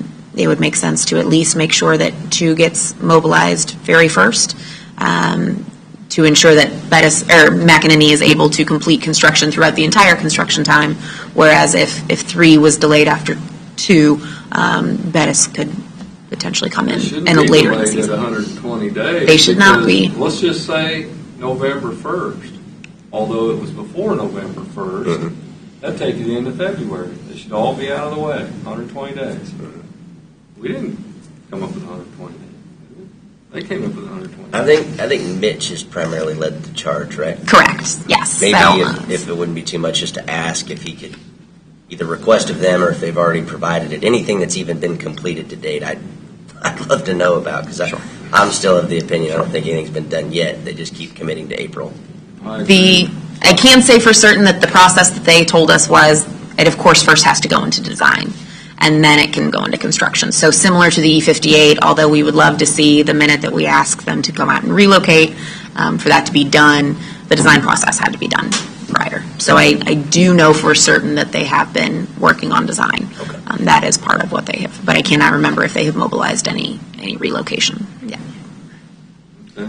Now, in the 120 days, does it count when you get bad weather? I don't know. Is there days that don't count? I do not know. We have been moving forward with the April 1st date. Our bridge projects, we have quite a few under design. I won't go too in depth in these unless you have any questions. The one that I will speak to is E58. It is rolling right along. The construction bids are set to be opened, I believe, tomorrow. And so we will hopefully have a construction contract to you within the next couple weeks, and they will be able to begin demolition mid to early February. We passed the construction inspection contracts for MHS today, so they will be on board and with us through the entirety of the construction. Do we have any questions on E58? And we did include like schedules as a part of that, meaning Oh, yeah. Yeah. they were going to be kind of a good, better, best as far as timelines, right? Like there would be incentives, let's say, if you were able to complete it and shave a month off, or I do not believe there were any incentives set into the contract. There was a hard August 1 opening date, and there, I believe, were penalties for late openings. There are penalties if you go past the opening. I believe so, yes. If I'm remembering correctly. Weather days count, though, bad weather days, does that? I believe we have a hard open date of August 1 in there. I would have to dig a little deeper Normally and you'd have some remember what we have in there. I don't I remember. think if you get it over by Labor Day, you'd be lucky. We're shooting for August 1. Shoot for August 1. Don't worry, Commissioner. I don't think we put any weather conditions in I there. don't believe we have any weather We didn't put conditions. any incentives on getting it done early, but I know we put penalties if they go past. We did provide opportunities for any of the contractors to submit potential alternatives to the current design that GBA has drafted. We are sitting only at a 30% design, and if they submitted alternatives, they were going to be required to show that it was not only a cost savings during construction, but any alterations that needed to be made to the design, it would have to balance out and still be a cost savings. But some of those could potentially include, if you have bad weather, do you have a better design to ensure construction can move forward? Floodings and things like that. So that is a possibility that could pull in with the alternative options. I'm sure Mr. Culbertson will be on top of it. I do not doubt that. I'm happy to answer any questions. Aside from that, all of our other bridge designs are rolling along. We've signed several different change orders over the last 6 months for different options for utility relocations, coordination for geotech reporting and borings. And so all of those are moving along quite nicely. I have included within your updates current thoughts as to when those will be constructed. I know you have asked many times for some sort of schedule, some sort of capital improvement plan, and Olson and myself are working on that. And so I have included some of that, small tidbits in here in the direction of thought that we're going with that, as well as the 2018 inspection, bridge inspections, always includes not only cost for recommended repairs, but cost for recommended replacements. And so I provided the cost that they provided at that time for expected replacement costs. So of course, as we move those out into our schedule, those prices do of course increase with inflation, or we expect them to increase with inflation. But I did want to provide you that information as well. Are there any questions on any of the other bridges? Other projects that we have working on, 235th Street, if I remember correctly, it is south of Dempsey. Wilson is working on that. They have had that contract moving for quite some time. Change orders, again, have come through there for utility coordination, permitting, and geotech on that. And then 178th Street, we have been working with Napier Design. We are expecting his updated drawings shortly. He was working with a structural, and I believe he anticipated end of next week to have that back to us for the designs. And go out for bid. Yep, we will look into, as long as utility coordinations is not required again, then we will go out to bid. Oh, yeah. If we got to move utilities again, I don't think we'll get a good response for that. Hopefully we do not run into that scenario. I don't think we will. Any questions on either of those roadways? No, just so 178's moving forward. We are working on it, yes. And lastly, County Route 1, completed prior to fourth quarter. We do still have the one and only issue we've gone back and forth with on insurance for the repairs that the county paid. And I believe Mr. Van Paris has been working with the insurance to get that settled. What's the delay on that? Are we're just negotiating? They so far have declined to give us what we've asked for. So we're going. I would also argue they're an insurance company, so that answers very the slow.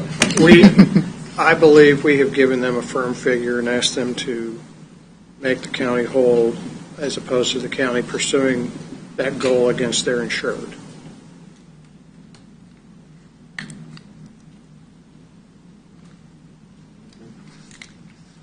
Any additional questions on that?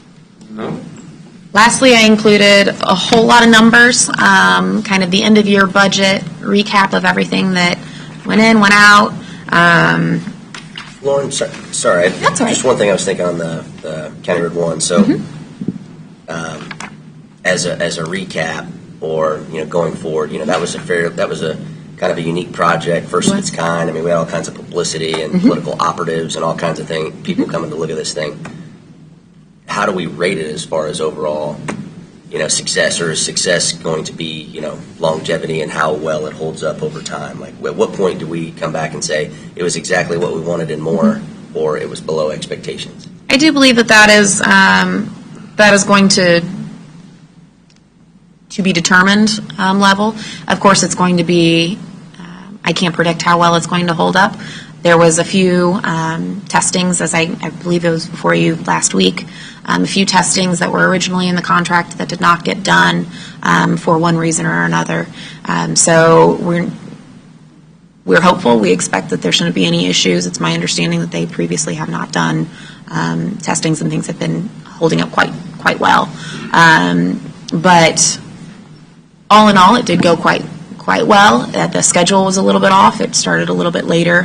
They are a in-demand and busy company, and so it started a little bit later than expected. And I know we had some overruns and some change orders in the schedule that ended up Yeah, I guess I'm extending just trying that. to figure out, one-off versus a new preferred method going forward, best practice. Like, I think it's certainly something that we would still reconsider or still consider in the next. We have several other asphalt roadways within the county.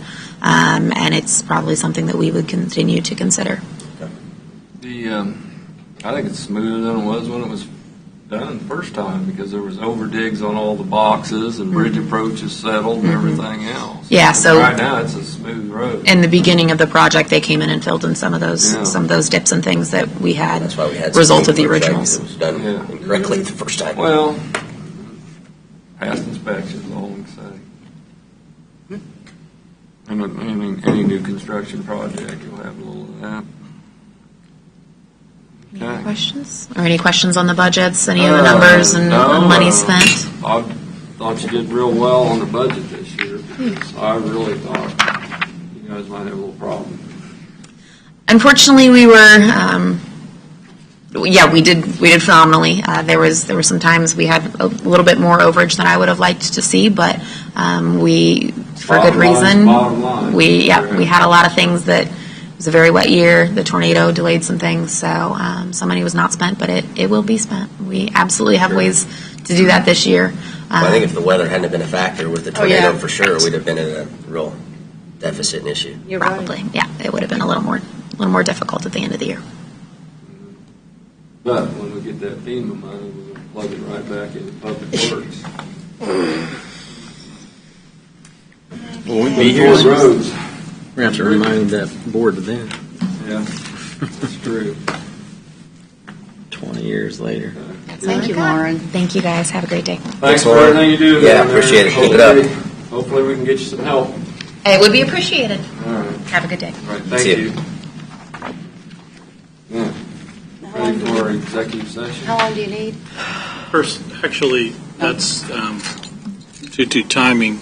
We weren't sure how long this meeting was going to go, so we scheduled it at 11:45. So we really just need to take a recess until 11:45 and then go into the executive session.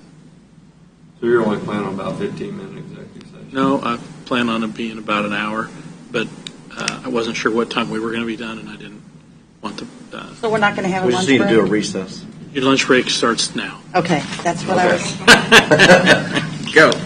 And go. We need a motion to recess. Motion to recess till 11:45. Second. Voting? Aye. Aye. All right, we turn to regular session. I'll entertain a motion for the executive session. I move this board recess from open session and go into closed executive session to discuss personnel matters of non-elected personnel as justified by KSA 75-4319B1, and that this board resume open session in the meeting room at an hour. That's 1:45.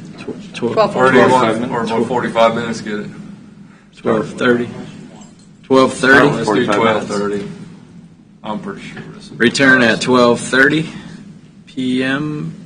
President and executive session will be Commissioners Jeff Culbertson, Vicky KAAZ, Doug Smith, Chad Schimke, Mike Stieben, County Administrator Mark Lawfrey, and others as may be invited by the board. Second. I have a motion and a second. Any further discussion? Voting? Aye. Aye. Aye. Aye.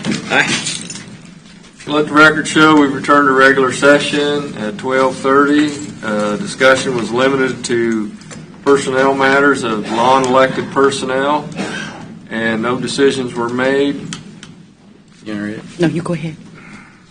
I move that this board recess from open session and go into closed executive session to discuss personnel matters of non-elected personnel as justified by KSA 75-4319B1, and this board resume open session in the meeting room at 12:40. Second. Have a motion and a second. Any further discussion? Voting? Aye. Aye. Let the record show we returned to regular session. Discussion was limited to non-elected personnel. No decisions were made. Before we adjourn, does anybody have anything to report on since we've last met? Probably, but I can't remember. Okay. Well, I went to Government Days last week after we got our at Topeka and heard the governor speak. Went to Bayshore City Council meeting after that. Went to Candlelight Vigil here at the courthouse Friday night along with Commissioner Culbertson. I went to the Linwood Elementary fundraiser. I did make it. I did make it. I was late, but I did make it to that. And like I said, Commissioner Schimke reminded us today is Kansas Day. Happy birthday. Yeah, and that's pretty much. Oh, Mid-America Regional Council went to Commissioner Culbertson and myself went to the meeting yesterday on that. Not a whole lot to report. I brought back everybody a packet from it, though. So pass that out.